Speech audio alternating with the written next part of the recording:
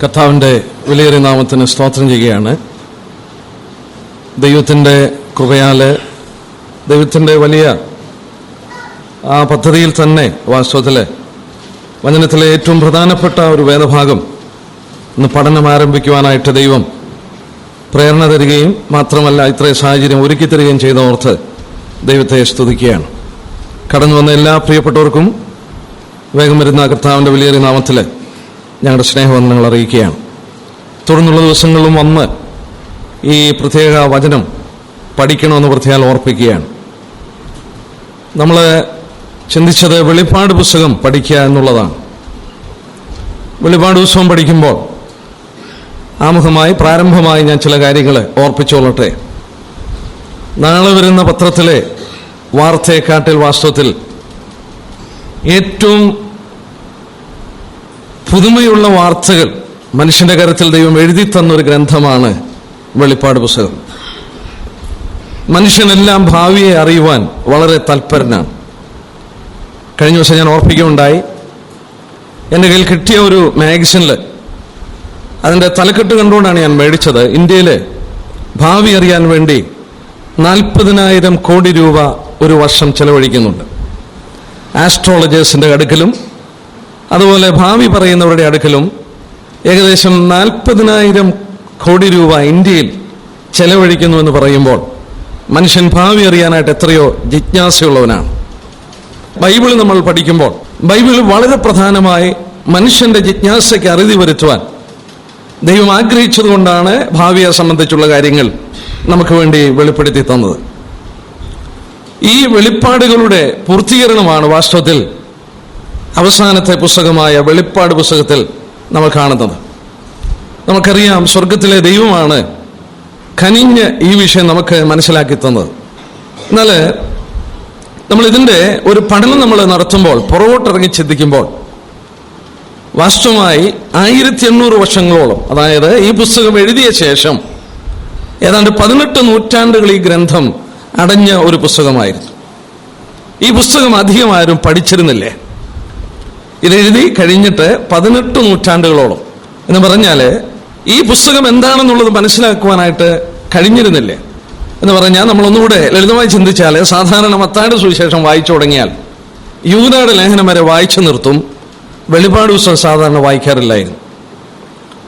ഇത് എന്നൊരു കാരണമുണ്ട്. ആ കാരണം നമുക്ക് ചിന്തിക്കുന്നത് നന്നായിരിക്കും. ഏറിയ പങ്ക് വിശ്വാസികൾക്കും അല്ല സഭാചരിത്ര കാലയളവിലും ഇതൊരു അടയ്ക്കപ്പെട്ട ഗ്രന്ഥം പോലെ ആയിരിക്കുകയായിരുന്നു. ഈ ഗ്രന്ഥം വാസ്തവത്തിൽ പഠിക്കുവാനും മനുഷ്യന് മനസ്സിലാക്കുവാനും സാധിക്കുവാനായിട്ട് തുടങ്ങിയത് 19-ാം നൂറ്റാണ്ടിൻ്റെ ആരംഭത്തോടു കൂടെയാണെന്നുള്ളത് ശ്രദ്ധേയമായൊരു കാര്യമാണ്. എന്ന് പറഞ്ഞാൽ അധികം നാളായിട്ടില്ല ഈ പുസ്തകം വേണ്ടവണ്ണം മനസ്സിലാക്കാൻ ശ്രമിച്ചത്. വളരെ ലളിതമായൊരു തെളിവ് ഞാൻ പറയാം. ക്രിസ്തീയ ഗ്രന്ഥങ്ങൾ, ധാരാളം പുസ്തകങ്ങൾ നമുക്ക് ലഭിക്കും. ഈ പുസ്തക ശേഖരങ്ങളിൽ നമ്മൾ പരിശോധിച്ചാൽ വെളിപ്പാട് പുസ്തകത്തെക്കുറിച്ചുള്ള വ്യാഖ്യാനങ്ങൾ മുമ്പ് എഴുതിയത് കിട്ടാൻ ബുദ്ധിമുട്ടാണ്. 1611 എഴുതിയ ഗ്രന്ഥമുണ്ട്, 1611. എന്നാൽ ഈ പുസ്തകത്തെക്കുറിച്ച് എഴുതിയ ഗ്രന്ഥങ്ങൾ അധികം മുമ്പ് കിട്ടിയിരുന്നില്ലേ. എന്നാൽ ഇന്ന് ഏത് ക്രിസ്ത്യ ബുക്ക് ഷോപ്പിൽ ചെന്നാലും ഏറ്റവും അധികം സുലഭമായിരിക്കുന്ന ഒരു ഗ്രന്ഥം വെളിപ്പാട് പുസ്തക വ്യാഖ്യാനമാണ്. എൻ്റെ കയ്യിൽ തന്നെ ഏകദേശം 18-20 അധികം വെളിപ്പാട് പുസ്തക വ്യാഖ്യാനങ്ങൾ തന്നെ എൻ്റെ സ്വന്തം ശേഖരത്തിൽ എൻ്റെ കയ്യിലുണ്ട്. എന്ന് ഞാൻ പറഞ്ഞത്, അത്രയധികം ഈ പുസ്തകം ഇന്ന് വായിക്കുകയും മനസ്സിലാക്കുകയും ചെയ്യുമ്പോൾ കഴിഞ്ഞ ഏതാനും നാളുകൾ, അതായത് 18 നൂറ്റാണ്ടുകളോളം ഇതെന്തുകൊണ്ടാണ് ഒരു അടഞ്ഞ ഗ്രന്ഥമായി ഇരുന്നതെന്നുള്ളത് നമ്മൾ ശ്രദ്ധിക്കുന്നത് നന്നായിരിക്കും. മാത്രമല്ല, ഈ പുസ്തകത്തെക്കുറിച്ച് ഓർത്താൽ, ഈ പുസ്തകം വേദപുസ്തകത്തിൽ ഏത് ഭാഗം വായിച്ചാലും ദൈവം നമുക്കൊരു അനുഗ്രഹം തരുന്നുണ്ട്. എന്നാൽ ഈ പുസ്തകത്തിന് മാത്രമേ ഒരു ബ്ലെസ്സിങ് പ്രൊനൗൺസ് ചെയ്തിട്ടുള്ളൂ, അതൊരു അനുഗ്രഹം ദൈവം പറഞ്ഞിട്ടുള്ളൂ. ഉദാഹരണമായിട്ട് 1-ാം അധ്യായത്തിന്റെ 3-ാം വാക്യത്തിൽ നമ്മൾ കടന്നു വരുമ്പോൾ, 1-ാം അധ്യായത്തിന്റെ 3-ാം വാക്യത്തിൽ ഈ പ്രവചനത്തിന്റെ വാക്കുകളെ വായിച്ചു കേൾപ്പിക്കുന്നവനും കേൾക്കുന്നവരും അതിൽ എഴുതിയിരിക്കുന്നത് പ്രമാണിക്കുന്നവരും ഭാഗ്യവാന്മാർ, സമയം അടുത്തിരിക്കുന്നു. ഈ പുസ്തകം വായിക്കുക, വായിച്ചു കേൾപ്പിക്കുക, പ്രമാണിക്കുക, അവര് ഇവിടെ എഴുതിയിരിക്കുന്നു, അവര് ഭാഗ്യവാന്മാരാണെന്ന് അവിടെ എടുത്തു പറഞ്ഞിരിക്കുകയാണ്. നമ്മളൊന്ന് ചിന്തിച്ചു നോക്കിയേ, ഇതുപോലെ അനുഗ്രഹം പ്രൊനൗൺസ് ചെയ്ത ഒരു വേദഭാഗം വേറെ പുതിയ നിയമത്തിലോ പഴയ നിയമത്തിലോ ഒന്നും കാണുന്നില്ലേ. ഏത് പുസ്തകം വായിച്ചാലും ദൈവം അതിന്റെ അനുഗ്രഹം തരുന്നെങ്കിലും ഈ പുസ്തകത്തിനൊരു പ്രത്യേക ബ്ലെസ്സിങ്സ് ദൈവം അവിടെ മുമ്പ് പ്രൊനൗൺസ് ചെയ്തിട്ടുണ്ട്. അങ്ങനെ ഒരു പ്രത്യേക ബ്ലെസ്സിങ്സ് പ്രൊനൗൺസ് ചെയ്തിരിക്കുമ്പോൾ, ദൈവം അങ്ങനെ ഒരു അനുഗ്രഹം ഈ പുസ്തകത്തിന്റെ ആരംഭത്തിൽ പറഞ്ഞിരിക്കുമ്പോൾ, മനുഷ്യർ ഏറ്റവും കൂടുതൽ പഠിക്കേണ്ട പുസ്തകം ഇതായിരുന്നു. പക്ഷെ എന്തുകൊണ്ടാണ് ഈ പുസ്തകം ഇത്രത്തോളം മനുഷ്യൻ പരിശോധിക്കാതെ പഠിക്കാതിരുന്നത് എന്ന് ശ്രദ്ധേയമായ ചിന്തിക്കേണ്ട ഒരു കാര്യമാണ്. നാം പ്രാരംഭമായി ആ വാക്യം വായിച്ചതുകൊണ്ട് ഞാൻ ഒരു വാക്കൂടെ പറഞ്ഞു പോട്ടെ. ഇന്ന് നമ്മളിത് വായിക്കുമ്പോൾ, പഠിക്കുമ്പോൾ ആ വാക്യത്തെക്കുറിച്ച് ഒരു വാക്കൂടെ ഞാൻ ഓർപ്പിക്കുകയാണ്. ദൈവം എഴുതിയ അനുഗ്രഹം നമ്മുടെ മേൽ കടന്നു വരികയാണ്. ദൈവം വാസ്തവമായ ഒരു അനുഗ്രഹം പ്രൊനൗൺസ് ചെയ്തിട്ടുണ്ട്. എന്നാൽ ഈ ബ്ലെസ്സിങ് എന്ന് പറയുന്നത് നമ്മൾ ശ്രദ്ധിച്ചു നോക്കിയാൽ അവിടെ ഭാഗ്യവാൻ എന്ന് പറയുന്നത്, നമ്മൾ അതിൻ്റെ ഒറിജിനൽ ഭാഷയിൽ അത് പഠിച്ചാൽ ഹാപ്പി എന്നാണ് അത് പറഞ്ഞിരിക്കുന്നത്. സന്തോഷം. അതായത് മത്തായിയുടെ സുവിശേഷം 5-ാം അധ്യായത്തില് മലം പ്രഭാഷണത്തിൽ blessed are the poor in the spirit for their is the kingdom of heaven, അവിടെ എഴുതിയിട്ടുണ്ട് ആത്മാവിൽ ദരിദ്രരായവർ ഭാഗ്യവാന്മാർ. അത് മൂലഭാഷയിൽ അത് വിവർത്തനം ചെയ്യാം, happy is the person who is in the poor in the spirit. അതായത് ആത്മാവിൽ ദരിദ്രരായവര് സന്തോഷമുള്ളവരാണെന്ന കർത്താവ് സന്തോഷം എങ്ങനെ അനുഭവിക്കാമെന്നുള്ളതാണ് മത്തായിയുടെ സുവിശേഷം 5-ാം അധ്യായത്തിൽ എടുത്തു പറഞ്ഞത്.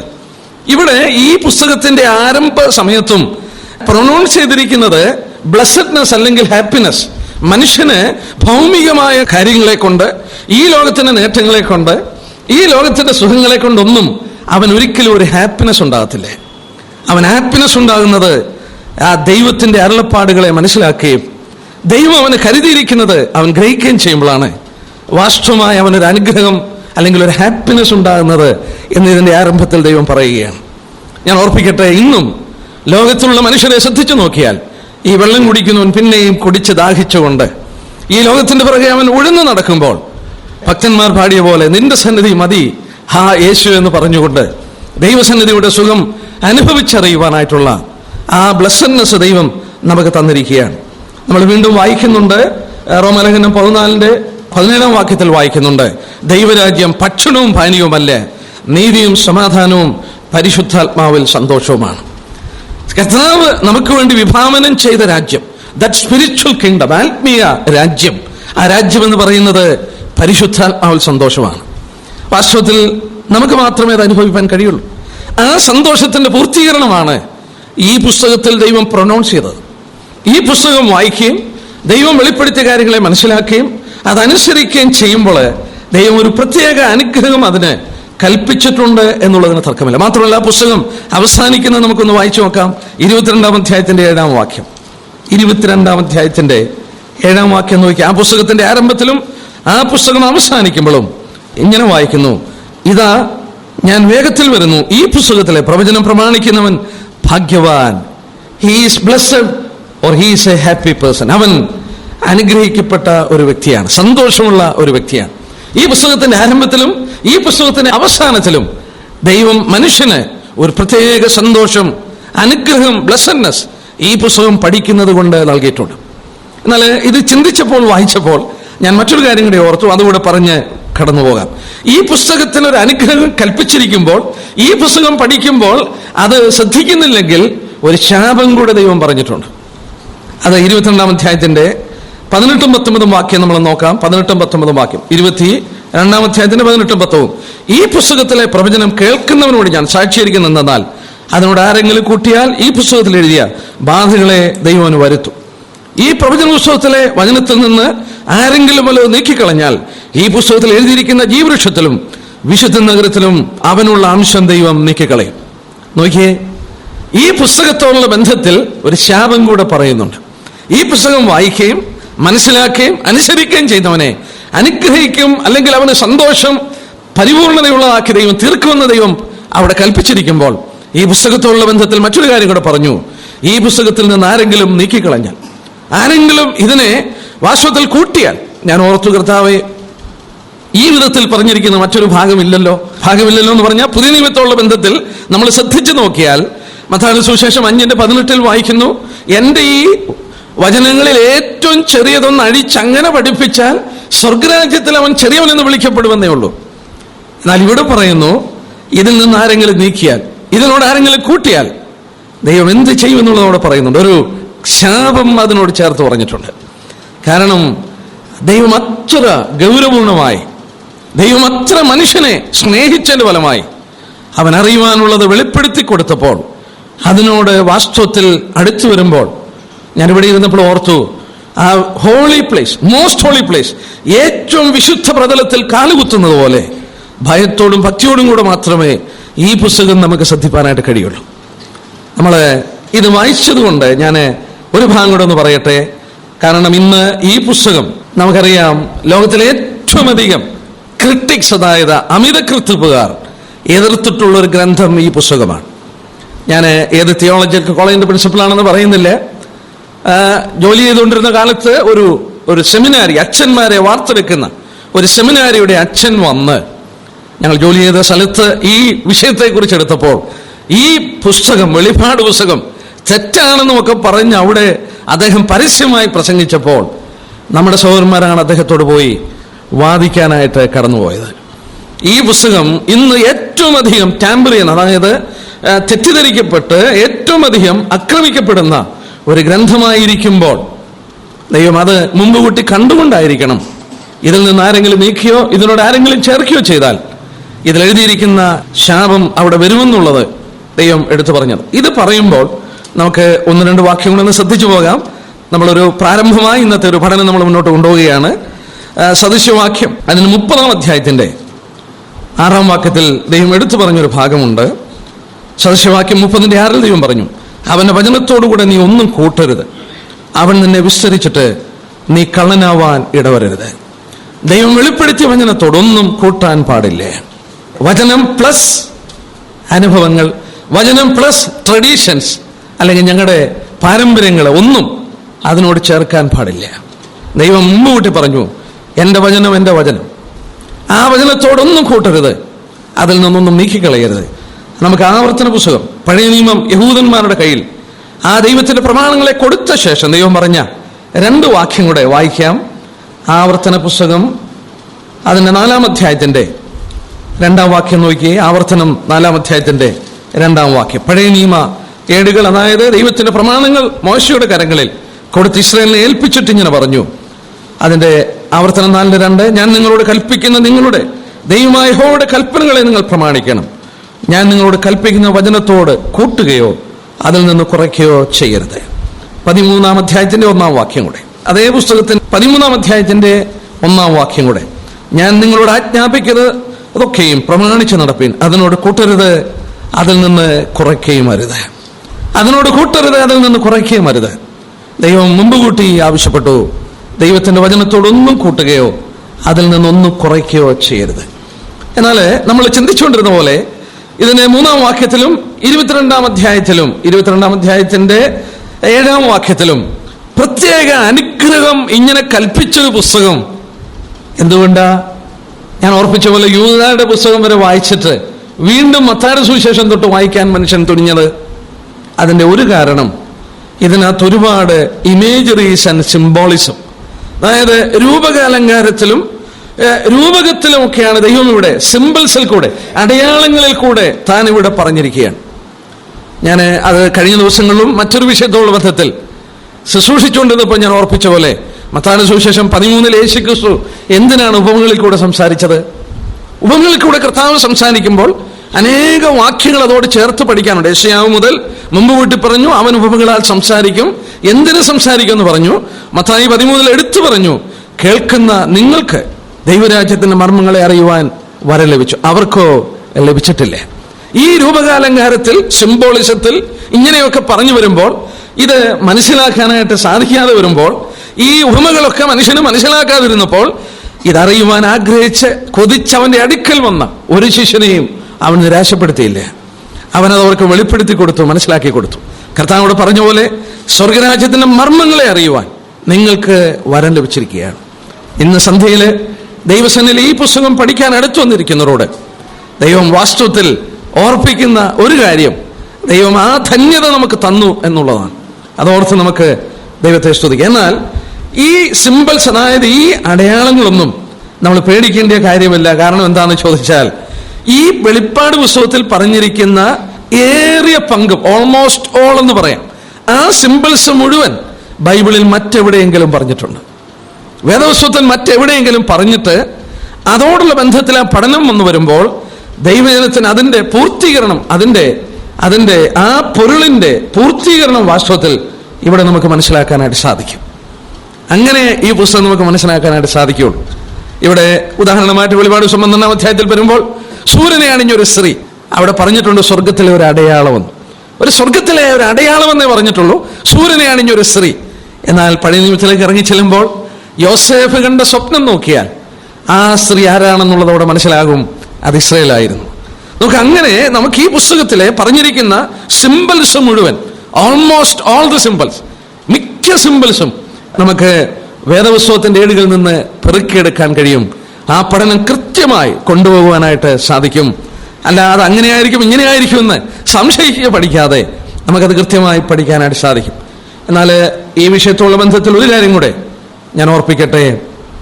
ഇത് നമ്മൾ പഠിക്കണമെന്ന് ദൈവം ആഗ്രഹിക്കുന്നു. ഇത് നമ്മെ ഉണർത്തും, നമ്മളെ വാസ്തവമായി ആത്മീയമായി ഉണർത്തും. നമ്മളെ കാര്യങ്ങളുടെ ഗൗരവം നമ്മളെ വാസ്തവത്തെ ദൈവം റിയലൈസ് ചെയ്യിപ്പിക്കും. ഒന്നാമത്, ദൈവിക പദ്ധതിയിൽ നമ്മൾ എവിടെ എത്തിയെന്നുള്ളത് ദൈവം നമ്മളെ മനസ്സിലാക്കി തരും. ദൈവത്തിന്റെ ടൈം ടേബിൾ, കാലഘട്ടത്തോടുള്ള ബന്ധത്തിൽ ദൈവത്തിന് ഒരു ടൈം ടേബിളുണ്ട്. പ്രിയ തമ്പിച്ചാൻ പ്രാർത്ഥിച്ചപ്പോൾ ഓർത്തു, ഞാനത് പ്രത്യേകം നോട്ട് ചെയ്തു. കാലം അതിന്റെ അന്ത്യത്തിൽ വന്നുവെന്ന് ഒരു ദൈവവേദന പറയുവാൻ കഴിയും. ഈ പുസ്തകത്തിൽ എന്തിനാ ദൈവം ഈ പ്രവചനങ്ങൾ വെളിപ്പെടുത്തിയത്? ഇതൊരു പ്രവചന പുസ്തകമാണ്, പുതിയ നിയമത്തിലുള്ള ഏക പ്രവചന പുസ്തകമാണ്. മറ്റു പല ഭാഗത്തും പ്രവചനങ്ങൾ പറഞ്ഞിട്ടുണ്ട്. ദൈവം എന്തിനാണ് അങ്ങനെ ഒരു പ്രവചന പുസ്തകം പറഞ്ഞത്? ദൈവിക പദ്ധതിയെ വേർതിരിച്ച് വകതിരിച്ച് മനസ്സിലാക്കി ഇവിടെ വരുന്ന ന്യായവിധിയുടെ ഗൗരവം മുഴുവൻ ദൈവം വെളിപ്പെടുത്തിയിരിക്കുമ്പോൾ ഞാൻ ഓർപ്പിക്കട്ടെ, ഇത് പഠിച്ചാൽ ഇത് ഇനിയും വരാൻ പോകുന്ന ഏതെങ്കിലും തലമുറയ്ക്ക് സംഭവിക്കാൻ വേണ്ടി എഴുതി വെച്ചതായിട്ടല്ല മനസ്സിലാക്കാൻ കഴിയുന്നത്. ഇവിടെയാണ് നമ്മുടെ ഹൃദയം വാസ്തവത്തിൽ പിടയ്ക്കേണ്ടത്. ഇവിടെ എഴുതിയിരിക്കുന്നത് 2000 വർഷം മുമ്പ് യോഹന്നാൻ എഴുതി വെച്ചത് ഇനിയും വരാനുള്ള ഏതോ ഒരു തലമുറയ്ക്ക് സംഭവിക്കാനുള്ള കാര്യങ്ങളെ മുമ്പ് കൂട്ടി എഴുതി വെച്ചിട്ടില്ല. വാസ്തവമായി ആത്മാർത്ഥമായി ഞാൻ വിശ്വസിക്കുന്നു, തമ്മിച്ചാൻ പ്രാർത്ഥിച്ച പോലെ ആ തലമുറ നമ്മളും നമ്മുടെ മക്കളുമാണ്.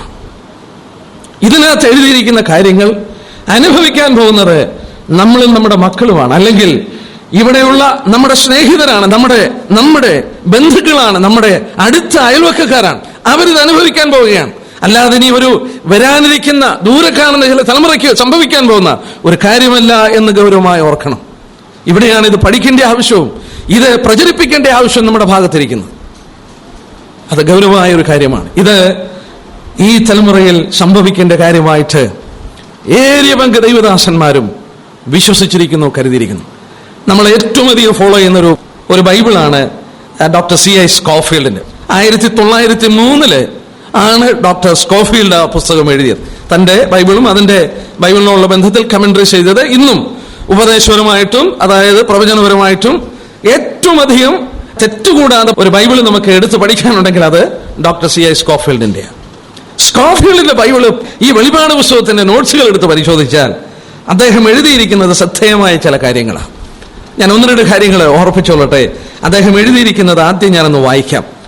അദ്ദേഹം എഴുതിയത് ഇങ്ങനെയാണ്: The book is so written that as the actual time of these events approaches, the current events will unlock the meaning of the book. വാസ്തവമായി കാലഘട്ടം സമീപിക്കുമ്പോൾ ഈ സംഭവങ്ങൾ എന്താണെന്നുള്ളത് ചരിത്രം നമുക്ക് തുറന്നു തരും, മനസ്സിലാക്കി തരും.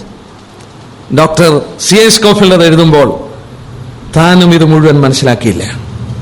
വേണ്ട, നവോത്ഥാനത്തിന്റെ പിതാക്കന്മാരായ ലൂഥർ, സ്വിംഗ്ലി, കാൽവിൻ ഇവരുടെ പുസ്തകങ്ങൾ നിങ്ങൾ വായിച്ചു നോക്കുക. ഇവർ ഈ പ്രവചന പുസ്തകം മനസ്സിലാക്കിയില്ല. നവോത്ഥാനത്തിന്റെ കാലഘട്ടങ്ങളിൽ ലൂഥറും സ്വിംഗ്ലിയും കാൽവിനും ഒന്നും ഈ പ്രവചന പുസ്തകം പഠിച്ചില്ലേ. അവർ പഠിക്കാഞ്ഞതിന് പല കാരണങ്ങളുണ്ട്. ഒന്ന്, അവർക്കിത് പഠിക്കുവാൻ സമയമില്ലായിരുന്നു.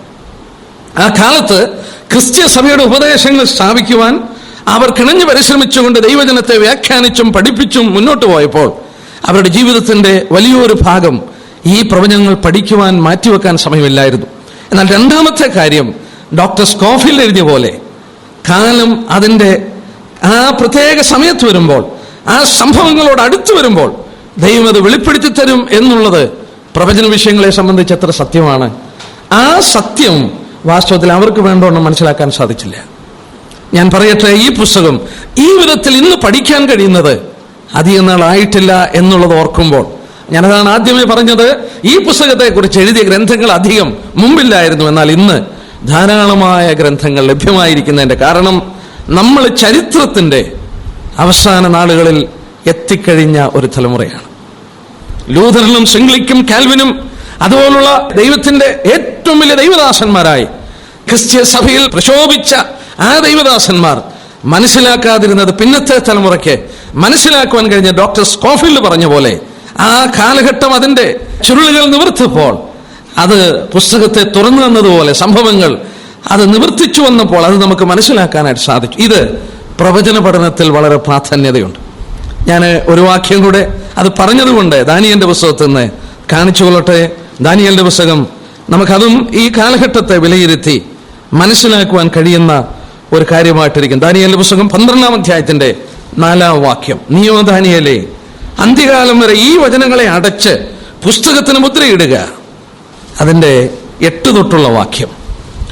ഞാൻ കേട്ടുവെങ്കിലും ഗ്രഹിച്ചില്ല. ദാനിയേല് പ്രവചിച്ചു, ദാനിയേല് പറഞ്ഞു, ദാനിയേല് തന്നെ പറഞ്ഞു, ഞാൻ കേട്ടുവെങ്കിലും ഗ്രഹിച്ചില്ല. ആകയാൽ ഞാൻ യജമാനെ ഈ കാര്യങ്ങളുടെ അവസാനം എന്തായിരിക്കുമെന്ന് ചോദിച്ചു. അതിനവൻ ഉത്തരം പറഞ്ഞു, ദാനിയേലെ പൊയ്ക്കൊള്ളുക, ഈ വചനങ്ങളെ അന്ത്യകാലത്തേക്ക് അടച്ചു മുദ്രയിട്ടുമിരിക്കുന്നു. പലരും തങ്ങളെ ശുദ്ധീകരിച്ച് നിർമ്മലീകരിച്ച് ശോധന കഴിക്കും. ദുഷ്ടന്മാരോ ദുഷ്ടത പ്രവർത്തിക്കും. ദുഷ്ടന്മാരിൽ ആരും അത് തിരിച്ചറിയില്ല, ബുദ്ധിമാന്മാരോ ഗ്രഹിക്കും. ദൈവത്തിന് സ്തോത്രം. ഈ വാക്കൊന്ന് ശ്രദ്ധിച്ചു നോക്കി. ദാനിയേൽ ദൈവത്തോട് ചോദിച്ചു, എനിക്ക് ഗ്രഹിപ്പാൻ കഴിയുന്നില്ലേ, യജമാനെ ഈ കാര്യങ്ങളുടെ അവസാനം എന്താകും, എനിക്ക് ഗ്രഹിക്കാൻ കഴിയുന്നില്ല എന്ന് ദൈവത്തോട് ദാനിയേൽ ചോദിച്ചപ്പോൾ പറഞ്ഞു, ദാനിയേലെ നീ ഈ പുസ്തകം അടച്ചോ, ഇത് നിനക്കുള്ളതല്ല, ഇത് നിനക്കുള്ളതല്ല, ഇത് ഞാൻ ഒരു പ്രത്യേക തലമുറയ്ക്ക് വേണ്ടി കരുതി വെച്ചിരിക്കുന്ന ഭാഗമാണ്. ഈ പ്രവചനം ഞാൻ അന്ത്യകാലത്ത് വേണ്ടി, അന്ത്യകാലത്ത് വായിച്ചു മനസ്സിലാക്കാൻ വേണ്ടി മുദ്രയിട്ട് സൂക്ഷിച്ചിരിക്കുന്ന ഒരു പുസ്തകമാണ്. നീ വിഷമിക്കേണ്ട, മുദ്രയിട്ടുകൊള്ളാൻ പറഞ്ഞു. ദാനിയേൽ മുദ്രയിട്ടു. ആ മുദ്ര ഈ തലമുറയിൽ ദൈവം തുറന്നു തന്നു. ഇന്ന് ഈ പ്രവചനങ്ങൾ വായിച്ച് മനസ്സിലാക്കുമ്പോൾ, വാസ്തവത്തിൽ അത് ഗ്രഹിക്കുമ്പോൾ, പ്രിയപ്പെട്ട സൗരിസന്മാരോട് പറയട്ടെ, ഇത് മാത്രം മതി നമ്മൾ അവസാനത്തിന്റെ ആരംഭം കണ്ടവരാണെന്നുള്ളത് മനസ്സിലാക്കാൻ. ദൈവം ഇതിന്റെ മുദ്ര തുറന്നു തന്നു. ഇന്നിത് വായിച്ചു മനസ്സിലാക്കാൻ സാധിക്കുന്നു. വായിച്ചു മനസ്സിലാക്കാൻ സാധിക്കുന്നെന്ന് മാത്രമല്ല, പലരും ശോധന കഴിച്ച് ശുദ്ധീകരിച്ചുകൊണ്ടിരിക്കുന്ന ഒരു ദിവസങ്ങളാകുമ്പോൾ ലോകത്തിൽ ദുഷ്ടന്മാരിത് ഗ്രഹിക്കാതെ പാപത്തിൽ അവർ മുഴുകിക്കൊണ്ടിരിക്കുകയാണ്.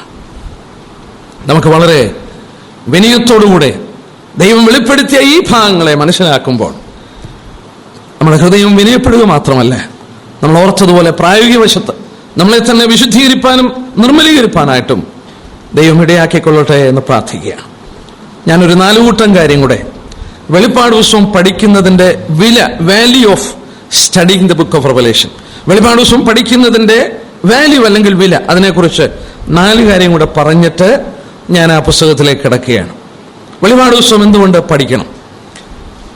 നമ്മൾ ഓർത്ത ഒരു കാര്യം, ഒരു സ്പെഷ്യൽ ബ്ലെസ്സിങ് ദൈവം, ഒരു പ്രത്യേക അനുഗ്രഹം ആ പുസ്തകത്തിൽ ദൈവം പറഞ്ഞു, വീണ്ടും ആവർത്തിച്ചു പറഞ്ഞു.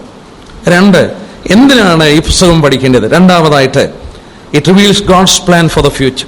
ഭാവിയുള്ള ബന്ധത്തിൽ ദൈവം മനുഷ്യനെ സംബന്ധിച്ചുള്ള പദ്ധതികൾ വെളിപ്പെടുത്തിയത് കൊണ്ട് ഇത് വായിച്ചു മനസ്സിലാക്കണം. 3, ഈ പുസ്തകം പ്രവചനങ്ങളുള്ള ബന്ധത്തിൽ പൂർണ്ണമായി ജ്ഞാനം നമുക്ക് നൽകി തരുവാനായിട്ട് ഇടയാക്കുന്നു. ഞാൻ ചോദിച്ചോട്ടെ, ഈ പുസ്തകം മാറ്റിവെച്ചിട്ട് നമ്മൾ മറ്റു ഭാഗങ്ങൾ പ്രവചനങ്ങളെ വ്യാഖ്യാനിക്കാനോ പഠിക്കുവാനോ എത്ര ശ്രമിച്ചാലും നമുക്കത് പൂർണ്ണമായി ദൈവ വെളിപ്പാട് നമുക്ക് മനസ്സിലാക്കാൻ കഴിയില്ല. ഉദാഹരണമായിട്ട് യേശുക്രിസ്തു മടങ്ങി വരുന്നു. യേശുക്രിസ്തു അവൻ തേജസ്സിൽ വെളിപ്പെടുന്ന കാര്യം പറഞ്ഞിട്ടുണ്ട്. എന്നാൽ കർത്താവ് മടങ്ങി വരുന്നത് വെളിപ്പാട് പുസ്തകം 19-ാം അധ്യായത്തിന്റെ അതിന്റെ 11 തൊട്ട് വരുമ്പോൾ സ്വർഗം തുറന്നിരിക്കുന്നു, ഒരു വെള്ളക്കുതിരപ്പുറത്തവൻ പ്രത്യക്ഷപ്പെടുന്നു. സ്വർഗത്തിലെ സൈന്യങ്ങൾ അവരെ അണിനിരന്ന് അവന്റെ വരവിന്റെ മഹത്വം, പ്രൗഢി, ആ മഹത്വ പ്രത്യക്ഷത 19-11 തൊട്ടാണ് വെളിപ്പെടുത്തുന്നത്. കർത്താവിന്റെ വരവിനെ കുറിച്ച് എത്രയോ ആവർത്തി പഴയ പുതിയ നിയമങ്ങളിൽ പറഞ്ഞിട്ട് അതിന്റെ പൂർത്തീകരണം, ആ പ്രവചനത്തിന്റെ പൂർത്തീകരണം വാസ്തവത്തിൽ ഈ വെളിപ്പാട് പുസ്തകത്തിലാണ് നമുക്ക് ലഭിച്ചിരിക്കുന്നത്. അപ്പോൾ പ്രത്യേക ഒരു അനുഗ്രഹം ദൈവം കൽപ്പിച്ചിട്ടുള്ളതുകൊണ്ട് ഈ പുസ്തകം പഠിക്കേണ്ടത് ആവശ്യമാണ്. 2, ദൈവം മനുഷ്യരോടുള്ള ബന്ധത്തിൽ അവന്റെ ഭാവിയെ സംബന്ധിച്ച് എന്താണ് സംഭവിക്കുന്നതെന്ന് വെളിപ്പെടുത്തിയിരിക്കുന്നത് കൊണ്ട് അത് പഠിക്കുവാൻ നാം കടമ്പെട്ടവരാണ്. 3, ദൈവിക വെളിപ്പാടിന്റെ, പ്രവചനത്തിന്റെ വെളിപ്പാടിന്റെ പൂർത്തീകരണം അവിടെ സംഭവിക്കുന്നു. 4-മതായിട്ട് മനസ്സിലാക്കാനുള്ളത്, ദൈവത്തിന്റെ വചനത്തിന്റെ കംപ്ലീഷൻ ഇവിടെയാണ് സംഭവിക്കുന്നത്. ഞാൻ ചില ദൃഷ്ടാന്തങ്ങൾ പറയാം. ഉദാഹരണമായിട്ട് ഞാൻ ആ വാക്യങ്ങളെല്ലാം എടുക്കുന്നില്ലേ, പറഞ്ഞു വേണമെങ്കിൽ അങ്ങ് പോകാം. നമ്മൾ ഉൽപ്പത്തി പുസ്തകം എടുക്കുമ്പോൾ മനുഷ്യനെ ദൈവം ഒരു പരദീസയിലാക്കി. അവന് പരദീസ നഷ്ടമായി. എന്നാൽ വെളിപ്പാട് പുസ്തകത്തിൽ വരുമ്പോൾ ദൈവം ഒരു പരദീസയിൽ, ഒരു പാരഡൈസിൽ മനുഷ്യനോട് ദൈവത്തിന്റെ കൂടാരം മനുഷ്യനോട് കൂടെ വരുന്നത് ദൈവം വെളിപ്പെടുത്തി തരികയാണ്. മനുഷ്യന് ജീവവൃക്ഷത്തിന്റെ അംശം ദൈവം നീക്കിക്കളഞ്ഞു. 33:22-24 വരെ ജീവവൃക്ഷത്തിന്റെ ഫലം തിന്നാതവനെ പുറത്താക്കുമ്പോൾ, വെളിപ്പാട് 22:2 വരുമ്പോൾ ജയിക്കുന്നവന് ജീവവൃക്ഷത്തിന്റെ ഫലം തിന്മാൻ കൊടുക്കുന്നതായിട്ട് നാം കാണുന്നു. മനുഷ്യന്റെ റിബല്യൻ, ദൈവത്തോടുള്ള മറുതലിപ്പ്, മനുഷ്യന് ദൈവത്തോടുള്ള മറുതലിപ്പിന്റെ ആരംഭം ഉൽപ്പത്തി 3-4 അധ്യായത്തിൽ വെളിപ്പെടുത്തിയപ്പോൾ, വെളിപ്പാട് പുസ്തകത്തിൽ മനുഷ്യന്റെ സകല മറുതലിപ്പും അവസാനിക്കുന്ന നമ്മളെ പഠിപ്പിക്കുന്നു. മനുഷ്യന്റെ ആദ്യത്തെ കൊലപാതകം, ആദ്യം മദ്യപിക്കുന്നത്, ആദ്യം ദൈവത്തോട് മറുതലിക്കുന്നത് വെളിപ്പെടുത്തി മനുഷ്യന്റെ പരാജയങ്ങളെ വെളിപ്പെടുത്തിയപ്പോൾ, വെളിപ്പാട് 21:27 കുഞ്ഞാടിന്റെ ജീവപുസ്തകത്തിൽ എഴുതിയിരിക്കുന്നവരല്ലാതെ അശുദ്ധമായതും യാതൊരു മ്ലേച്ഛതയും ഭോഷ്കം പ്രവർത്തിക്കുന്നവർ അതിൽ കടക്കുകയില്ല എന്ന് പറഞ്ഞ് മനുഷ്യന്റെ അനുഗ്രഹിക്കപ്പെട്ട ഒരവസ്ഥ. ഈ ലോകം അതിക്രമം കൊണ്ടും കൊലപാതകം കൊണ്ടും മദ്യപാനം കൊണ്ടും വെറിക്കൂത്തുകൾ കൊണ്ടും ആരംഭിക്കുന്നത് ഉൽപ്പത്തി പുസ്തകത്തിൽ വെളിപ്പെടുത്തി തന്നിട്ട് വെളിപ്പാട് 22 വരുമ്പോൾ അശുദ്ധമായ യാതൊന്നും അവിടെ പ്രവേശിക്കില്ല, കുഞ്ഞാടിന്റെ ജീവപുസ്തകത്തിൽ പേരുള്ളവർ മാത്രമേ അവിടെ കയറുകയുള്ളൂ എന്ന് പറഞ്ഞുകൊണ്ട് മനുഷ്യന് ആ പൂർത്തീകരണം വെളിപ്പാടിന്റെ ദൈവം തരികയാണ്. നമുക്ക് വെളിപ്പാട് വീണ്ടും നമ്മൾ ശ്രദ്ധിച്ചാൽ ഉൽപ്പത്തി 3-4 അധ്യായങ്ങളിൽ കരയുന്ന മനുഷ്യൻ, ആദമവ്വമാരുടെ ആദ്യത്തെ മകനെ കൊലപാതകം ചെയ്ത് അവരുടെ മുന്നിലിടുമ്പോൾ തീർച്ചയായിട്ടും അവർ കണ്ണുനീർ ഒഴിച്ചിട്ടുണ്ട്. മനുഷ്യന്റെ കണ്ണുനീരിന്റെ കഥയാണ് അവിടം തൊട്ട് മനുഷ്യന്റെ ചരിത്രം മുഴുവൻ. എന്നാൽ വെളിപ്പാട് പുസ്തകം 21:4 നമ്മൾ വരുമ്പോൾ അവൻ അവരുടെ കണ്ണിൽ നിന്ന് കണ്ണുനീരെല്ലാം നീക്കിക്കളയും. ഇനിയും ദുഃഖമില്ല, മരണമില്ല, മുറവിളിയില്ല. മനുഷ്യൻ എത്രയോ കരയുന്നു. ആ ഉൽപ്പത്തി പുസ്തകത്തിൽ കരച്ചിൽ ആരംഭിച്ചു. എന്നാൽ ഈ വെളിപ്പാട് പുസ്തകത്തിൽ വരുമ്പോൾ ഇനിയും അവരുടെ കണ്ണിൽ നിന്ന് കണ്ണുനീരെല്ലാം തുടച്ചു കളയും. കരയാത്ത ഒരു അനുഗ്രഹിക്കപ്പെട്ട അവസ്ഥ മനുഷ്യന് കൊടുക്കുന്ന ചിത്രം. ഉൽപ്പത്തി 4:8 മനുഷ്യന്റെ ആദ്യത്തെ മരണം പ്രഖ്യാപിക്കുന്നെങ്കിൽ ഇനി മരണമില്ല എന്ന് വെളിപ്പാട് പുസ്തകം 21:5 ഇനി മരണമുണ്ടാകില്ല. ഉൽപ്പത്തി 3:15-18 വരെ വരുമ്പോൾ ശാപത്തിന്റെ ആരംഭം. ഭൂമി ശപിക്കപ്പെട്ടു, സ്ത്രീയെ ശപിക്കുന്നു എന്ന് വേണ്ട, സകലത്തെയും ശപിച്ച് ദൈവം ശാപഗ്രസ്തമാക്കി ഭൂമിയെ തീർക്കുന്നെങ്കിൽ വെളിപ്പാട് 22:3 നമ്മൾ കടന്നു വരുമ്പോൾ വെളിപ്പാട് പുസ്തകം 22:3 അവിടെ വായിക്കുന്നു, യാതൊരു ശാപവും ഇനി ഉണ്ടാകുകയില്ല, യാതൊരു ശാപവും ഇനി ഉണ്ടാകില്ല. പിന്നീട് നമ്മൾ നോക്കുമ്പോൾ വെളിപ്പാട് 3 ആദ്യത്തെ 18 വാക്യങ്ങളിൽ സർപ്പത്തിന്റെ തലയെ തകർക്കുമെന്ന് പറഞ്ഞെങ്കിൽ 20 അധ്യായത്തിൽ വരുമ്പോൾ സർപ്പത്തെ, ആ മരണത്തെ, പാതാളത്തിലേക്ക്, ആ തീപ്പൊയ്യിലേക്ക് അവനെ തെള്ളിക്കളയുന്ന ചിത്രം നമ്മൾ കാണുകയാണ്. അവസാനമായി സാത്താനെ ബന്ധിച്ച് നരകാഗ്നിയിൽ തള്ളിക്കളയുന്നതും സാത്താൻ ഡിഫീറ്റഡ് ആകുന്നതും 19:20 നമുക്ക് വായിപ്പാൻ സാധിക്കുന്നു. എന്ന് പറഞ്ഞാൽ ഉൽപ്പത്തി പുസ്തകത്തിൽ ആരംഭിച്ച് വെളിപ്പാടുകളുടെ ആ പ്രോഗ്രഷൻ ആരംഭിച്ച് അവിടെ സംഭവിച്ച പരാജയങ്ങളും ദൈവിക പദ്ധതികളെ തകിടം മറിക്കുവാൻ സാത്താൻ ശ്രമിച്ച എല്ലാ ചരിത്രങ്ങളും എഴുതി വെച്ചിട്ട് അവസാനം ഈ ഗ്രന്ഥത്തിൽ വരുമ്പോൾ ആ ശാപം മാറി, മരണം മാറി, കണ്ണുനീര് മാറി, ദുഃഖം മാറി, എല്ലാം മാറി. ഒരിക്കൽ ദൈവം മനുഷ്യനോടുകൂടെ ഏദൻ തോട്ടത്തിൽ ഇറങ്ങി നടന്നെങ്കിൽ അവസാനം വെളിപാട് പുസ്തകത്തിൽ വരുമ്പോൾ ഇതാ ദൈവത്തിന്റെ കൂടാരം മനുഷ്യനോട് കൂടെ. അനുഗ്രഹിക്കപ്പെട്ട ഒരു അവസ്ഥയിലേക്ക് മനുഷ്യനെ ദൈവം കൊണ്ടുവരുന്നതും ഭൂമിയെ കൊണ്ടുവരുന്നതും ഈ പുസ്തകത്തിൽ ദൈവം വെളിപ്പെടുത്തിയിരിക്കുന്നു. എത്ര അനുഗ്രഹിക്കപ്പെട്ട ഒരു കാര്യമാണെന്നുള്ളത് പ്രത്യേകം നോക്കാം. നമുക്കിനിയും ഈ പുസ്തകത്തിലേക്ക് കടന്നു വരാം. ഈ പുസ്തകത്തിന്റെ ഇൻട്രഡക്ഷനോട് ബന്ധത്തിൽ പല കാര്യങ്ങൾ പറയാനുണ്ടെങ്കിൽ ഞാൻ ആ ഇൻട്രഡക്ഷൻ അവസാനിപ്പിക്കുകയാണ്. പക്ഷെങ്കിൽ നമുക്കറിയാവുന്നതുപോലെ ഇത് വെളിപ്പെടുത്തിയത് ഏറ്റവും കർത്താവ് ഏറ്റവും സ്നേഹിച്ച ശിഷ്യനാണ്. ഞാൻ പലപ്പോഴും അത് ഓർക്കാറുണ്ട്. ഈ പുസ്തകം പുതിയ നിയമത്തിൽ 27ാമത്തെ പുസ്തകമാണ്. പഴയ നിയമത്തിൽ 27ാമത്തെ പുസ്തകം ദാനിയേലിന്റെ പുസ്തകമാണ്. പഴയ നിയമത്തിൽ 27ാമത്തെ പുസ്തകം ദാനിയേലിന്റേതും പുതിയ നിയമത്തിൽ 27ാമത്തെ പുസ്തകം വെളിപ്പാട് പുസ്തകവുമാണ്. ഇവരെ രണ്ടുപേരെ ഒന്ന് ശ്രദ്ധിച്ചാൽ ദാനിയേലിനെ കുറിച്ച് പറയുമ്പോൾ ഏറ്റവും പ്രിയപുരുഷനായ ദാനിയേൽ, യോഹന്നാനെ കുറിച്ച് പറയുമ്പോൾ കർത്താവ് ഏറ്റവും സ്നേഹിച്ച ശിഷ്യൻ. ദാനിയേലിനെ കുറിച്ച് ഓർക്കുമ്പോൾ സ്വന്തം രാജ്യം വിട്ട് ബാബേലിൽ പ്രവാസിയായി കിടക്കുമ്പോൾ ആ അരുളപ്പാടുകളും വെളിപ്പാടുകളും കിട്ടി. യോഹന്നാനെ കുറിച്ച് നോക്കുമ്പോൾ അവനെ ഡൊമീഷ്യൻ ചക്രവർത്തി നാടുകടത്തി.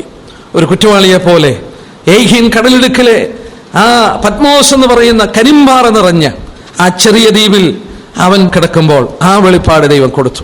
ദാനിയേലിനും ഏകദേശം 90 വയസ്സ് കഴിഞ്ഞിട്ടുണ്ട്. യോഹന്നാനും ഏകദേശം 90 വയസ്സ് കഴിഞ്ഞിട്ടുണ്ട്. രണ്ടുപേരെയും വാസ്തവത്തിൽ നാടുകടത്തി. എന്നാൽ രണ്ടുപേർക്കും ദൈവം അവരോട് അടുത്ത് ദൈവത്തിന്റെ അരുളപ്പാടുകളുടെ സാമീപ്യത്തിന്റെ അടുപ്പം അവർക്ക് കൊടുത്തു. അവരുടെ ജീവിതത്തിൽ ഒരു പക്ഷെങ്കിൽ അവരനുഭവിച്ച ഏറ്റവും വിഷമമുള്ള സന്ദർഭങ്ങൾ ഈ സന്ദർഭമായിരിക്കും. വൃദ്ധനായ 90-95 വയസ്സുള്ള യോഹന്നാൻ, ആ വൃദ്ധനായ മനുഷ്യനെ ഡൊമീഷ്യൻ ചക്രവർത്തി മറ്റ് പത്രോസിനെയും അതുപോലെ തന്നെ പൗലോസിനെയും മറ്റ് ഓൾമോസ്റ്റ് എല്ലാ ശിഷ്യന്മാരെയും കൊന്നു കഴിഞ്ഞിട്ട് അവസാനം ഈ വൃദ്ധനായ മനുഷ്യനെ കൊല്ലുവാൻ പിടിച്ചിട്ട് കൊല്ലാതെ ഒരു കുറ്റവാളികളെ നാടുകടത്തുന്ന ഏഹീൻ കടലിടുക്കിലുള്ള പത്മോസ് എന്ന് പറയുന്ന ഒരു കൊച്ചു ദ്വീപ്, കരിമ്പാറകൾ നിറഞ്ഞ, യാതൊരു വൃക്ഷങ്ങളോ ഒന്നുമില്ലാതെ ഒരു ഗുഹകളും പാറകളും നിറഞ്ഞ ആ ദ്വീപിൽ കുറ്റവാളികളോടുകൂടെ ഈ ദൈവദാസനെ നാടുകടത്തി കിടക്കുമ്പോൾ തന്നെ ശുശ്രൂഷിപ്പാൻ ആരുമില്ല, ഭക്ഷണം കൊടുക്കാൻ ആരുമില്ല, താൻ അവിടെ കിടന്ന് മരിക്കുവാൻ വേണ്ടി ഏൽപ്പിച്ചു കൊടുത്തെങ്കിൽ അവന്റെ സമീപം അടുത്തിയെന്നു ദൈവത്തിന്റെ പുത്രൻ. ആ പ്രിയപുരുഷനായ യോഹന്നാൻ അന്ന് വരെ കണ്ടിട്ടില്ലാത്ത, അവൻ സ്നേഹിക്കുന്ന സേവിക്കുന്ന ദൈവത്തിന്റെ മഹത്വം കാണുവാൻ അവന് ഭാഗ്യം കൊടുത്തു. ഒരുപക്ഷെ യോഹന്നാൻ പറഞ്ഞു കാണും, കർത്താവേ എന്നെ ഈ നാടുകടത്തിയതിന് നന്ദിയെന്ന് യോഹന്നാൻ പറഞ്ഞു കാണും. അവന്റെ മഹത്വം കാണുവാനും ആ ഭാവിയെ കാണുവാനും യോഹന്നാന് ഭാഗ്യം ലഭിച്ചപ്പോൾ അവൻ അനുഭവിച്ച കഷ്ടങ്ങൾ വാസ്തവത്തിൽ സാരമില്ല എന്ന് കാണാൻ കഴിയും. എന്റെ പ്രിയപ്പെട്ടവരോട് ഞാൻ ഓർപ്പിക്കട്ടെ, ജീവിതത്തിൽ കഷ്ടങ്ങളും നിരാശകളും പ്രയാസങ്ങളും ഒക്കെ നമുക്ക് കടന്നു വരുമ്പോൾ അതിന്റെ മധ്യത്തിൽ നമ്മോട് അടുത്ത് നിൽക്കുന്ന ഒരു കർത്താവിനെ കാണുവാൻ കഴിയുമെന്നുള്ളത് സത്യമാണ്. വേദനയുടെയും പ്രയാസത്തിന്റെയും ഏകാന്തതയുടെയും നിരാശയുടെയും നമ്മളെ ഒറ്റപ്പെടുത്തുകയൊക്കെ ചെയ്യുന്ന സന്ദർഭത്തിലാണ് നമുക്ക് അവന്റെ സാമീപ്യം വാസ്തവത്തിൽ അടുത്തറിയുവാനായിട്ട് കഴിയുന്നെന്നുള്ളത് നമുക്ക് വചനത്തിൽ നിന്നും ഈ പുസ്തകത്തിന്റെ പ്രാരംഭത്തിൽ നിന്നും നമുക്ക് ഓർക്കാനായിട്ട് കഴിയും. ഈ പുസ്തകം വീണ്ടും നമ്മൾ നോക്കിയാൽ 1-ാം വാക്യം നമുക്ക് നോക്കാം. യേശുക്രിസ്തുവിന്റെ വെളിപ്പാട് വേഗത്തിൽ സംഭവിപ്പാനുള്ള തന്റെ ദാസന്മാരെ കാണിക്കേണ്ടതിന് ദൈവം അത് അവന് കൊടുത്തു. അവനത് തന്റെ ദൂതൻ മുഖാന്തരം അയച്ച് തന്റെ ദാസനായ യോഹന്നാന് പ്രദർശിപ്പിച്ചു. യേശുക്രിസ്തുവിന്റെ വെളിപ്പാട് അപ്പോക്കാലിപ്സ് എന്ന് പറയുന്ന ഗ്രീക്ക് വേർഡാണ്. ആ വാക്കിന്റെ അർത്ഥം മറന്നീക്കി കാണിക്കുക, അൺവെയിലിംഗ്, റിവീലിംഗ്, വെളിപ്പെടുത്തുക. മുമ്പുണ്ടായിരുന്നതും മനസ്സിലാക്കാഞ്ഞതുമായ ഒരു കാര്യം വെളിപ്പെടുത്തി കൊടുക്കുക എന്നുള്ളതാണ്. എന്നാൽ ഇത് ചിന്തിക്കുമ്പോൾ നമ്മൾ മറ്റൊരു കാര്യം ഓർക്കേണ്ടത് ആവശ്യമാണ്. ഇങ്ങനെ ചിന്തിപ്പാൻ കഴിയും, കൺസീൽമെന്റ്, അതായത് മറച്ചു വെക്കുക. ഇരുട്ട് എന്ന് പറയുന്നത് മറയ്ക്കുന്നതാണ്, ഇരുട്ട്, ഡാർക്ക് കൺസീൽമെന്റ്. അതായത് സത്യമെന്തെന്ന് മനസ്സിലാക്കാൻ കഴിയുന്നില്ല. ഇരുട്ടിന്റെ ഒരു അനുഭവം. ആ ഇരുട്ടിന്റെ അനുഭവം എന്താണെന്ന് ചോദിച്ചാൽ മറച്ചു വെക്കുന്ന ഒരു അനുഭവമാണ്. മരണത്തെക്കുറിച്ച് നമ്മൾ ദുഃഖിക്കാതിരിക്കാനായിട്ട് തെസ്സലോനിക്ക ലേഖനത്തിൽ പൗലോസ് പരിശുദ്ധാത്മാവിനാൽ ആഹ്വാനം ചെയ്യുമ്പോൾ പറയുന്ന കാര്യം എന്താ? നിങ്ങളെ മറ്റുള്ളവരെ പോലെ ദുഃഖിക്കരുത്, ദുഃഖിക്കാതിരിപ്പാൻ നിദ്ര കൊണ്ടവരെ കുറിച്ച് അറിവില്ലാതിരിക്കരുത്. Concealment of what is happening for the death is the greatest sorrow.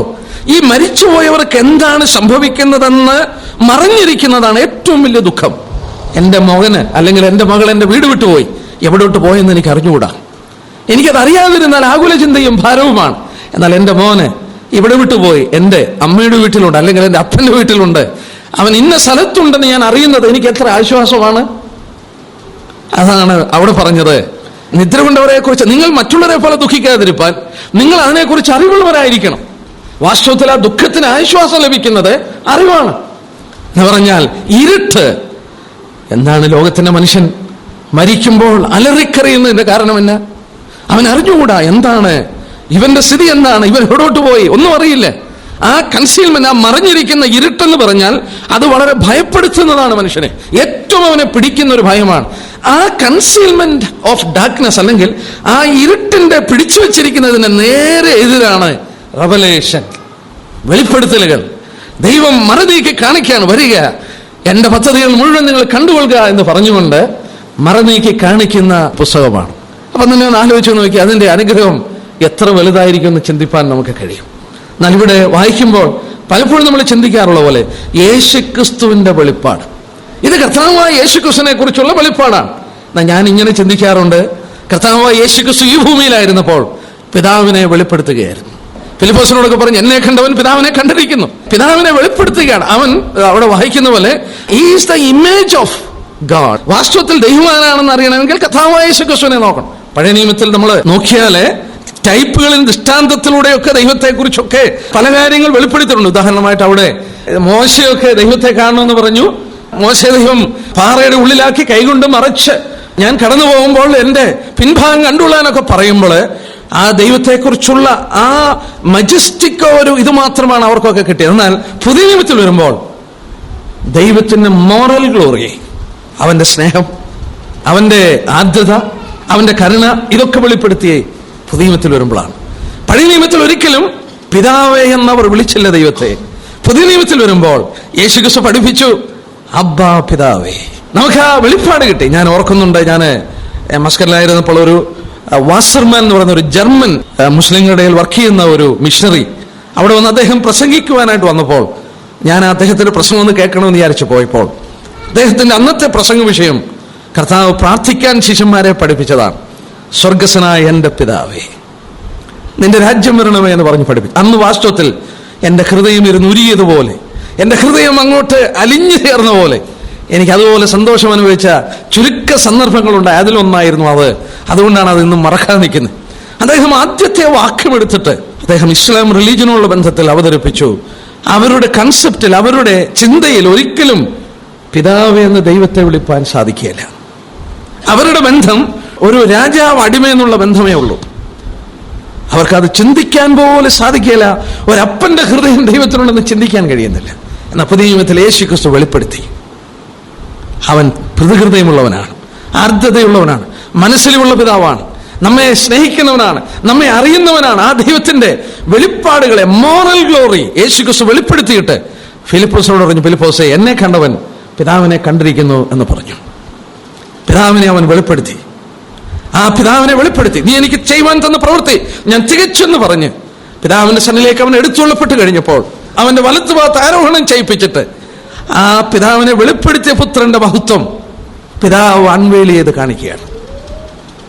അന്ന് വരെ ലോകം തന്റെ പുത്രന്റെ മഹത്വം കണ്ടിട്ടില്ല. യോഹന്നാൻ കണ്ടില്ല, ശിഷ്യന്മാരൊന്നും കണ്ടില്ല. അവർക്കത് അൺവെയിൽ ചെയ്ത് കാണിക്കുകയാണ്. അതുകൊണ്ടാണ് ആ മാർവിൽ ചാരിയിരുന്ന യോഹന്നാൻ പോലും, നമ്മൾ അവനെ കുറിച്ച് വായിക്കുന്നു, മാർവിൽ ചാരിയിരിക്കുകയായിരുന്നു. ആ മാർവിൽ ചാരിയിരുന്ന യോഹന്നാൻ അവന്റെ മഹത്വം പൂർണ്ണമായി കണ്ടപ്പോൾ നാം അവസാന അധ്യായങ്ങളിൽ വായിക്കുന്നു, മരിച്ചവനെ പോലെ അവന്റെ കാൽക്കൽ വീണു. ആ യോഹന്നാൻ പോലും ചിന്തിച്ചില്ലേ, അവൻ സ്നേഹിച്ച മാർവിൽ ചാരിയ കർത്താവ് അത്ര മഹത്വപൂർണനാണെന്നുള്ളത് അവൻ ആരാണ്? അവൻ മൂലം അവനായിട്ട് സകലവും സൃഷ്ടിച്ചു. അവന്റെ ശക്തിയുള്ള വാക്കാൽ സകലത്തെയും വഹിക്കുന്നു. കഴിഞ്ഞ ദിവസങ്ങളിൽ ഈ ലോകത്തെക്കുറിച്ചും ലോകത്തിന്റെ സൃഷ്ടിയെക്കുറിച്ചും അതുപോലെ ഇതിനെ ദൈവം ക്രമീകരിച്ചിരിക്കുന്ന കാര്യങ്ങളെക്കുറിച്ചൊക്കെ അല്പമായി ചിന്തിപ്പാനും പഠിക്കുവാനും വായിപ്പാനും പ്രസംഗിപ്പാനും ഒക്കെ ഇടയായിക്കൊണ്ടിരുന്നപ്പോൾ ഞാൻ ഇങ്ങനെ ഓർത്തു പോവുകയാണ്, അവന്റെ ശക്തിയുള്ള വാക്കാൽ സകലത്തെയും വഹിക്കുന്നു. ഈ ഹോൾസ്, ഒരു ന്യൂക്ലിയസ് എന്ന് പറഞ്ഞാല് അതിന്റെ പ്രോട്ടോണും ന്യൂട്രോണും എല്ലാം കൂടെ നമുക്കറിയാം എന്തോ ഫോഴ്സ് കൊണ്ട് അതിനെ അടുത്തോട് പിടിച്ചു വെച്ചിരിക്കുക. എന്തോ ഫോഴ്സ് ആർക്കും അറിയത്തില്ല. ആ ന്യൂട്രോണും പ്രോട്ടോണും എല്ലാം കൂടെ ഒരു ന്യൂക്ലിയസിന്റെ അകത്ത് പിടിച്ചു വെച്ചിട്ടുള്ള ഒരു ശക്തിയുണ്ട്. അങ്ങനെ അതിനെ സ്പ്ലിറ്റ് ചെയ്യുന്നതാണ് ആറ്റമിനെ സ്പ്ലിറ്റ് ചെയ്യുന്നത്. എന്നാൽ ഒരു ശക്തി അതിനെ പിടിച്ചു വെച്ചിട്ടുണ്ട്. ഈ പ്രപഞ്ചത്തെ മുഴുവൻ ഹോൾഡ് ചെയ്യുന്നത് സൂര്യചന്ദ്രന്മാര്, ഈ ഭൂമി, ഈ ഗോളങ്ങളൊക്കെ അതിന്റെ ബന്ധാവിൽ നിന്ന് മാറാതെ അത് നിൽക്കുന്നത് എന്താണെന്ന് ചോദിച്ചാൽ അവന്റെ ശക്തിയുള്ള വാക്കാൽ അവൻ വഹിക്കുകയാണ് ഈ ഹോൾ സെറ്റപ്പ്. അവനെ ആ വിധത്തിൽ യോഹന്നാൻ കണ്ടില്ലേ, ശിഷ്യന്മാർ കണ്ടില്ലേ, അവന്റെ ആ മജസ്റ്റി അവർ കണ്ടില്ലേ. പിതാവ് എന്ത് ചെയ്തു? അങ്ങോട്ട് കാണിച്ചു കൊടുത്തു അവന്റെ മഹത്വം. അവന്റെ മഹത്വം അങ്ങോട്ട് വെളിപ്പെടുത്തിയപ്പോഴാണ് മനുഷ്യനെ പോലെ അവന്റെ കാൽക്കൽ വീണത്. എത്ര മഹത്വമുള്ളതായൊരു വെളിപ്പാടാണ്. നാം സ്നേഹിക്കുന്ന, നാം സേവിക്കുന്ന ആ കർത്താവ് എത്ര മഹത്വമുള്ളതെന്ന് മാത്രമല്ലേ ഇത് വായിക്കുമ്പോൾ വാസ്തവത്തിൽ 1-ാം അധ്യായം മാത്രം പഠിച്ചാൽ മതി. ഈ ലോകത്തിൽ ജീവിക്കാൻ ധൈര്യം നമുക്ക് ലഭിക്കുന്ന വലിയൊരു എൻകറേജ്മെന്റ് ആണ് ഈ 1-ാം അധ്യായത്തിൽ തന്നെ നമുക്ക് തരുന്നത്. യേശുക്രിസ്തുവിന്റെ വെളിപ്പാടാണ്, റെവലേഷൻ. എന്നാൽ യേശുക്രിസ്തുവിന്റെ വെളിപ്പാടാണെന്ന് പലപ്പോഴും നമ്മൾ ചിന്തിച്ചങ്ങ് അവസാനിപ്പിക്കാറുണ്ട്. എന്നാൽ അവിടെ മാത്രമല്ല, അടുത്തൊന്ന് നോക്കിയേ, വെളിപ്പാടെന്ന് പറഞ്ഞിട്ട് വേഗത്തിൽ സംഭവിപ്പാനുള്ളത്. തന്റെ ദാസന്മാരെ കാണിപ്പാൻ ദൈവം അത് അവന് കൊടുക്കുകയാണ്. യേശുക്രിസ്തുവിന്റെ വെളിപ്പാടാണ്, ശരിയാണ്. പക്ഷെ യേശുക്രിസ്തുവിന്റെ വെളിപ്പാടെന്ന് പറഞ്ഞ് വേഗത്തിൽ സംഭവിപ്പാനുള്ളത് തന്റെ ദാസന്മാരെ കാണിക്കുവാൻ അത് വളരെ പ്രാധാന്യതയുണ്ട്. വേഗത്തിൽ സംഭവിപ്പാനുള്ളതാണ് എന്ന് പറഞ്ഞാൽ ഈ പുസ്തകം primarily is A prophetical book. ഇതൊരു പ്രവചന പുസ്തകമാണ്. ഇതിൽ പറഞ്ഞിരിക്കുന്നത് വേഗത്തിൽ സംഭവിക്കേണ്ട കാര്യങ്ങളാണ്. അത് തന്റെ ദാസന്മാർ അറിയാൻ വേണ്ടിയാണ് ദൈവം അത് വെളിപ്പെടുത്തിയത്. അപ്പോൾ ഭാവിയെ സംബന്ധിച്ചുള്ള ഒരു വെളിപ്പാടാണ്, തന്റെ പുത്രനെ കുറിച്ചുള്ള വെളിപ്പാടാണ്. ഭാവി തന്റെ പുത്രനോട് ബന്ധപ്പെട്ടായിരിക്കുന്നത്. അവനെ പിരിഞ്ഞൊരു ഭാവിയില്ല. പ്രവചനത്തിന്റെ കാതൽ എന്ന് പറയുന്നത് യേശുക്രിസ്തുവാണ്, അവന്റെ വരവാണ്. ഞാൻ ഇങ്ങനെ പറയാറുണ്ട്, എവരിത്തിങ്, പണ്ടുള്ളത് മുഴുവൻ അങ്ങോട്ട് ചിന്തിച്ചാൽ ഇത് മുഴുവൻ പോയി നിൽക്കുന്നത് കർത്താവായ യേശുക്രിസ്തുവിന്റെ മഹത്വപൂർണമായ വരവിനുള്ള ബന്ധത്തിലാണ്. അവനൊന്നാമത് വന്നത്, ഇനി കുറച്ച് പുറകോട്ട് ചിന്തിച്ചാൽ ഇസ്രായേലിനെ വേർതിരിച്ചെടുത്തത് അവരിൽ കൂടെ ദൈവപുത്രൻ ജനിക്കണം. വചനത്തിൽ തന്നെ വായിക്കുന്നുണ്ട്, അവരിൽ നിന്നല്ലോ. യെശയ്യാ 9:7 വായിക്കുന്നു, നമുക്കൊരു ശിശു നൽകപ്പെട്ടിരിക്കുന്നു. അപ്പോൾ ആ രാഷ്ട്രത്തെ ഒരുക്കി അവരിലൂടെ യേശുക്രിസ്തു വന്നു, മരിച്ചു, അടക്കപ്പെട്ടു, ഉയർത്തെഴുന്നേറ്റു, ഒരു സഭയെ അവൻ സമ്പാദിച്ചു, അവർക്ക് വേണ്ടി ഭവനം ഒരുക്കാൻ പോയി, അവൻ മടങ്ങി വരുന്നു. അപ്പം പഴയ നിയമ ഏടുകൾ ശ്രദ്ധിച്ചാൽ അത് മുഴുവൻ കർത്താവിന്റെ മഹത്വ പ്രത്യക്ഷതയിലേക്ക് ചൂണ്ടിക്കാണിക്കുന്നെങ്കിൽ പിന്നീടുള്ള സംഭവങ്ങൾ മുഴുവൻ തന്റെ രണ്ടാം വരവിൽ നിന്ന് ഉത്ഭവിക്കുന്നതാണ്. പണ്ടുള്ളത് മുഴുവൻ തന്റെ മഹത്വ പ്രത്യക്ഷതയിലേക്ക് പോകുന്നെങ്കിൽ പിന്നീടുള്ളത് മുഴുവൻ വാസ്തവത്തിൽ കർത്താവിന്റെ മഹത്വ പ്രത്യക്ഷതയിൽ നിന്ന് ഉത്ഭവിക്കുന്നതാണ്. എന്ന് പറഞ്ഞാൽ അവനാണ് പ്രവചനത്തിന്റെ കേന്ദ്രം. സകല സംഭവങ്ങളിലും അവനിലേക്കും അവനിൽ നിന്നും അത് മുന്നോട്ട് പോകുന്നത് അവിടെ വെളിപ്പെടുത്തി. അതുകൊണ്ടാണ് യേശുക്രിസ്തുവിന്റെ വെളിപ്പാടാണ്. അതിനെ പല വിധത്തിൽ വ്യാഖ്യാനിക്കാം. യേശുക്രിസ്തുവിനെ കുറിച്ചുള്ള വെളിപ്പാട്, യേശുക്രിസ്തുവിന്റെ വെളിപ്പാട് എന്നൊക്കെ അതിനെക്കുറിച്ച് വ്യാഖ്യാനിക്കാം. എന്നാൽ പുതിയ നിയമത്തിൽ 18 പ്രാവശ്യം വെളിപ്പാടെന്നുള്ള വാക്ക് ഉപയോഗിച്ചിട്ടുണ്ട്. അത് വ്യത്യസ്ത നിലകളിൽ ഉപയോഗിക്കുമ്പോൾ ഇവിടെ നമ്മൾ ഓർത്തതുപോലെ മറനീക്കി കാണിക്കുക എന്നുള്ള ആശയത്തിൽ തന്നെയാണ് ഏറിയ പങ്കും. വേണമെങ്കിൽ ഒരു വാക്യം വേണേൽ വായിക്കാം. ഗലാത്യലേഖനം 1:12 വാക്യം ഇവിടെ വായിക്കുന്നത് പോലെ തന്നെ അതേ ആശയമാണ് ഉപയോഗിച്ചിരിക്കുന്നത്. പൗലോസ് ഇത് പ്രാപിച്ചത് യേശുക്രിസ്തുവിന്റെ വെളിപ്പാടിനാലാണ്. എന്ന് പറഞ്ഞാൽ യേശുക്രിസ്തു വെളിപ്പെടുത്തി കൊടുത്തുകൊണ്ടാണ് ആ വാക്ക് 18 പ്രാവശ്യം പുതിയ നിയമത്തിൽ ഉപയോഗിച്ചിട്ട് ഇവിടെ യേശുക്രിസ്തുവിന്റെ വെളിപ്പാട് അൺവെയിലിംഗ്, മറനീക്കി കാണിച്ച് വേഗത്തിൽ സംഭവിക്കാനുള്ളത് തന്റെ ദാസന്മാരെ കാണിക്കാൻ കൊടുത്തു. എന്നാൽ നമ്മൾ അവിടെ ശ്രദ്ധിച്ചാൽ നമുക്ക് ഒരു കാര്യം കാണാൻ സാധിക്കുന്നു. നമ്മുടെ കയ്യിൽ വരാൻ ദൈവം എന്താ ചെയ്തത്? ആ 1-ാം വാക്യത്തിൽ ദൈവം അത് അവന് കൊടുത്തു. അവനത് തന്റെ ദൂതൻ മുഖാന്തരം അയച്ച് തന്റെ ദാസനായ യോഹന്നാന് പ്രദർശിപ്പിച്ചു. അവനത് തന്റെ ദാസന്മാർക്ക് ലഭിക്കാനായിട്ട് എഴുതിയിരിക്കണം. ദൈവം തന്റെ പുത്രന് കൊടുത്തു, അവനത് ദൂതൻ മുഖാന്തരം യോഹന്നാന് കാണിച്ചു. യോഹന്നാൻ അത് പ്രദർശിപ്പിച്ചതെല്ലാം എഴുതി തന്റെ ദാസന്മാരുടെ കയ്യിൽ കിട്ടി. എന്ന് പറഞ്ഞാൽ ഇപ്പോൾ ഈ പുസ്തകം വായിക്കുകയും പഠിക്കുകയും ചെയ്യുമ്പോൾ നമ്മൾ ഇത്രയും ചിന്തിച്ചാൽ മതി. ദൈവം ഒരു എഴുത്തെഴുതി തന്റെ പുത്രന്റെ കൈ കൊടുത്തു. ഇത് ഇവിടെ കൂടുന്ന എൻ്റെ ദാസന്മാരത് മനസ്സിലാക്കണം. ദൈവം കർത്താവ് അത് ഒരു ദൂതന്റെ കൊടുത്ത് ഇത് മുഴുവൻ യോഹന്നാൻ കാണിച്ചു കൊടുത്തു. യോഹന്നാൻ അത് മുഴുവൻ എഴുതി ഒരു ഗ്രന്ഥത്തിലാക്കി തന്റെ ദാസന്മാർക്ക് കാണുവാൻ, അറിയുവാൻ വേണ്ടി ഏൽപ്പിച്ചു കൊടുത്തു. എന്ന് പറഞ്ഞാൽ ദൈവത്തിന്റെ കയ്യിൽ നിന്ന് നമ്മുടെ കയ്യിലോട്ട് വന്ന ഒരു എഴുത്താണ്, വെളിപ്പാടാണ് ഇപ്പോൾ നമ്മൾ വായിച്ചുകൊണ്ടിരിക്കുന്നത്. ദൈവം നേരിട്ട് തന്റെ ദാസന്മാർക്ക് അറിയുവാനായിട്ട് കൊടുത്ത കാര്യങ്ങളാണ്. ഇനി ഇവിടെ വീണ്ടും ഒരു കാര്യം ശ്രദ്ധിക്കേണ്ട ഒരു കാര്യമുണ്ട്. എന്താണെന്ന് ചോദിച്ചാൽ, ഈ പുസ്തകത്തിന്റെ പഠനം നമ്മൾ നോക്കിയാൽ മറ്റു പുസ്തക പഠനത്തിൽ നിന്ന് വ്യത്യസ്തമായിരിക്കുന്ന ഒരു കാരണമാണ്. എന്താണെന്ന് ചോദിച്ചാൽ, മറ്റു പ്രവാചകന്മാർ പ്രവചിച്ചപ്പോൾ അവരങ്ങ് പ്രവചിക്കുക, ദൈവം പറഞ്ഞത് അല്ലെങ്കിൽ ആത്മാവിനാൽ അവർ പ്രവചിക്കുക. എന്നാൽ ഈ പുസ്തകം പ്രവചന പുസ്തകമാണെങ്കിലും ഇതിന്റെ പ്രത്യേകത എന്താണെന്ന് ചോദിച്ചാൽ, ഇത് യോഹന്നാന് പ്രദർശിപ്പിച്ചു. ഈ സംഭവങ്ങളെല്ലാം നമുക്ക് കാണിച്ചു. 140 പ്രാവശ്യം ഞാൻ കണ്ടു എന്ന് രേഖപ്പെടുത്തുന്നുണ്ട്. 140 പ്രാവശ്യം എന്ന് പറഞ്ഞാൽ താൻ കാണുകയാ. ഇനി അവസാനത്തെ വാക്യം നോക്കി, 22-ാം അധ്യായത്തിന്റെ 8-ാം വാക്യം, 22-8. അതായത് ഈ പുസ്തകം എഴുതി അവസാനിപ്പിക്കുമ്പോഴും പറയുന്നു, ഇത് കേൾക്കുകയും കാണുകയും ചെയ്ത യോഹന്നാൻ എന്ന ഞാൻ. ഇത് കേൾക്കുകയും കാണുകയും ചെയ്ത യോഹന്നാൻ 140 പ്രാവശ്യം ഞാൻ കണ്ടു എന്നെഴുതിയിട്ട് അവസാനം പറയാണ്, I so behold, I so, ഞാനത് കണ്ടു. ദൈവം അത് കാണിച്ചു കൊടുക്കുകയായിരുന്നു, യോഹന്നാന് കാണിച്ചു കൊടുക്കുകയായിരുന്നു. എന്ന് പറഞ്ഞാൽ സംഭവിക്കുമോ? അങ്ങനെ നമുക്കൊരിക്കലും സാധിക്കുകയില്ല. എന്ന് പറഞ്ഞാൽ നമ്മെ സംബന്ധിച്ചോ മനുഷ്യനെ കൊണ്ടോ അത് സാധിക്കുകയില്ല. എന്നാൽ ദൈവം എന്ത് ചെയ്തു? അവനെ ആത്മാവിലാക്കിയിട്ട്, നമുക്ക് ആ വാക്യം പിന്നീട് കാണാം, I was in the spirit, ഞാൻ ആത്മാവിലായിട്ട് അവന് കാണിച്ചു കൊടുക്കുകയാണ്. എന്ന് പറഞ്ഞാൽ ഈ നൂറ്റാണ്ടിന്റെ അവസാനത്തിൽ നടക്കുന്ന സംഭവങ്ങൾ, ഘോരയുദ്ധങ്ങൾ, ഇതൊക്കെ രേഖപ്പെടുത്തിയിട്ട് യോഹന്നാനോട് പറഞ്ഞു, നീ കണ്ടതൊക്കെ അങ്ങോട്ട് എഴുതിക്കൊള്ളാൻ പറഞ്ഞു. നമ്മൾ അതിന്റെ 2-ാം വാക്യത്തിൽ വായിക്കുന്നു, അവൻ ദൈവത്തിന്റെ വചനവും യേശുക്രിസ്തുവിന്റെ സാക്ഷ്യവുമായി താൻ കണ്ടതൊക്കെയും സാക്ഷീകരിച്ചു. താൻ കണ്ടത് സാക്ഷീകരിച്ചു. ഇനിയും ഇവിടെയാണ് നമ്മൾ പ്രത്യേക ഒരു കാര്യം മനസ്സിലാക്കേണ്ടത്.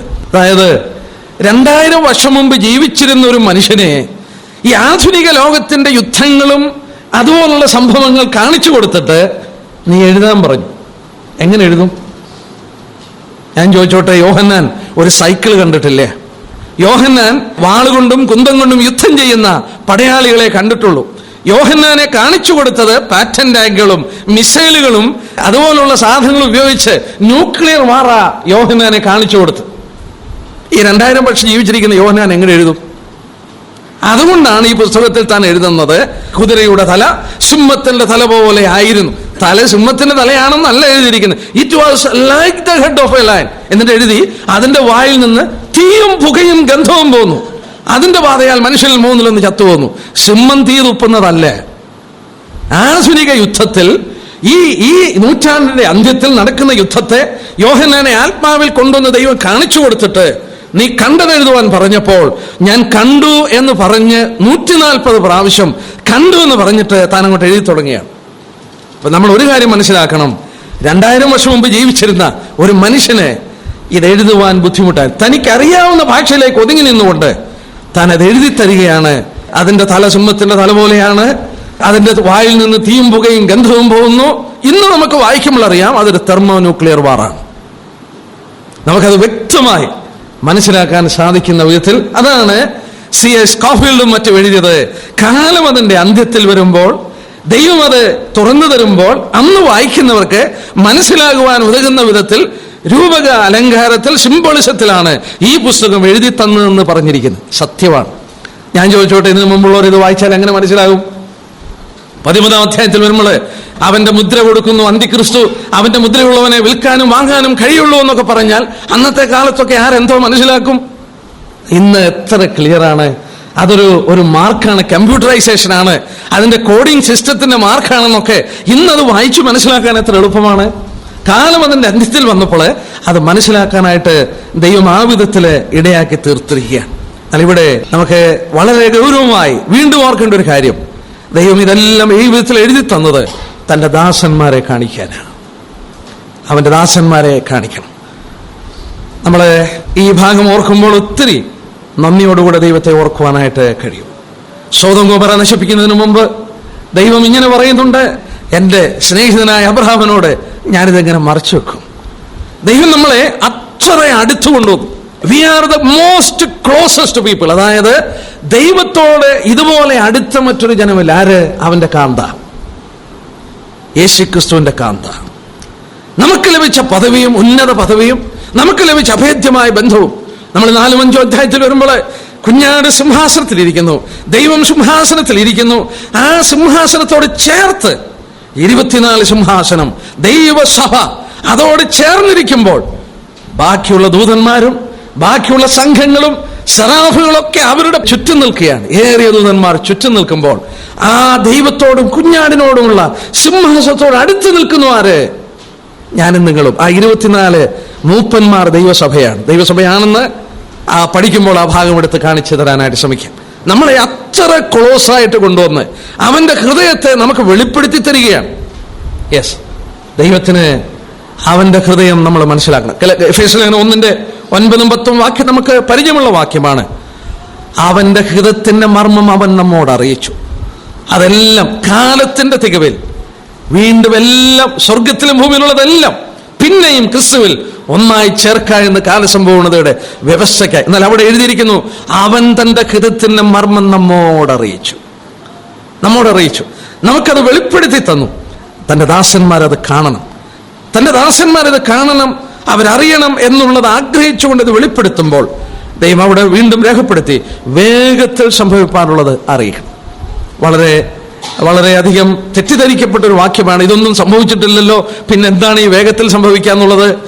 നമ്മൾ വെളിപാട് പുസ്തകത്തിന്റെ ആ ഡിവിഷൻ, അതായത് 1:19 വാക്യം, നീ കണ്ടത്, ഇപ്പോഴുള്ളത്, ഇനിമേൽ സംഭവിക്കാനുള്ളത് വായിക്കുമ്പോൾ, ഇപ്പോഴുള്ളത് എന്ന് പറയുന്നത് സഭാകാലയളവാണ്.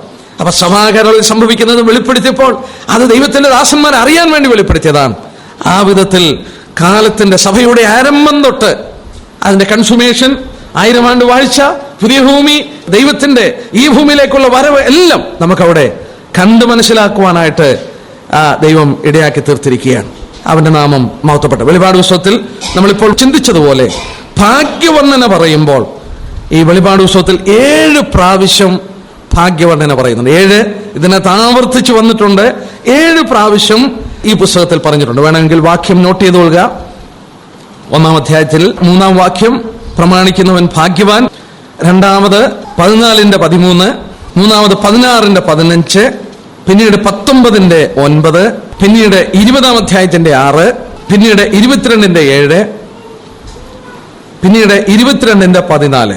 അങ്ങനെ 7 പ്രാവശ്യം ഭാഗ്യവാൻ, ബ്ലെസ്സഡ് എന്നുള്ള പദം ഉപയോഗിച്ചിട്ടുണ്ട് ഈ പുസ്തകത്തിൽ. മാത്രമല്ല, നമ്മൾ ഇപ്പോൾ ഇവിടെ വായിച്ചു, ഞാൻ കണ്ടു എന്ന് യോഹന്നാന് പ്രദർശിപ്പിച്ചു, അവൻ കണ്ടു. നീ കണ്ടത് ഒരു പുസ്തകത്തിൽ എഴുതുവാനായിട്ട് ആവശ്യപ്പെട്ടു. 2-ാം വാക്യത്തിൽ കണ്ടു എന്ന് ഈ 1-ാം അധ്യായത്തിൽ 7 പ്രാവശ്യം പറയുന്നുണ്ട്. 1-ാം അധ്യായത്തിൽ 7 പ്രാവശ്യം പറയുന്നുണ്ട് താൻ കണ്ടു എന്നുള്ളത്.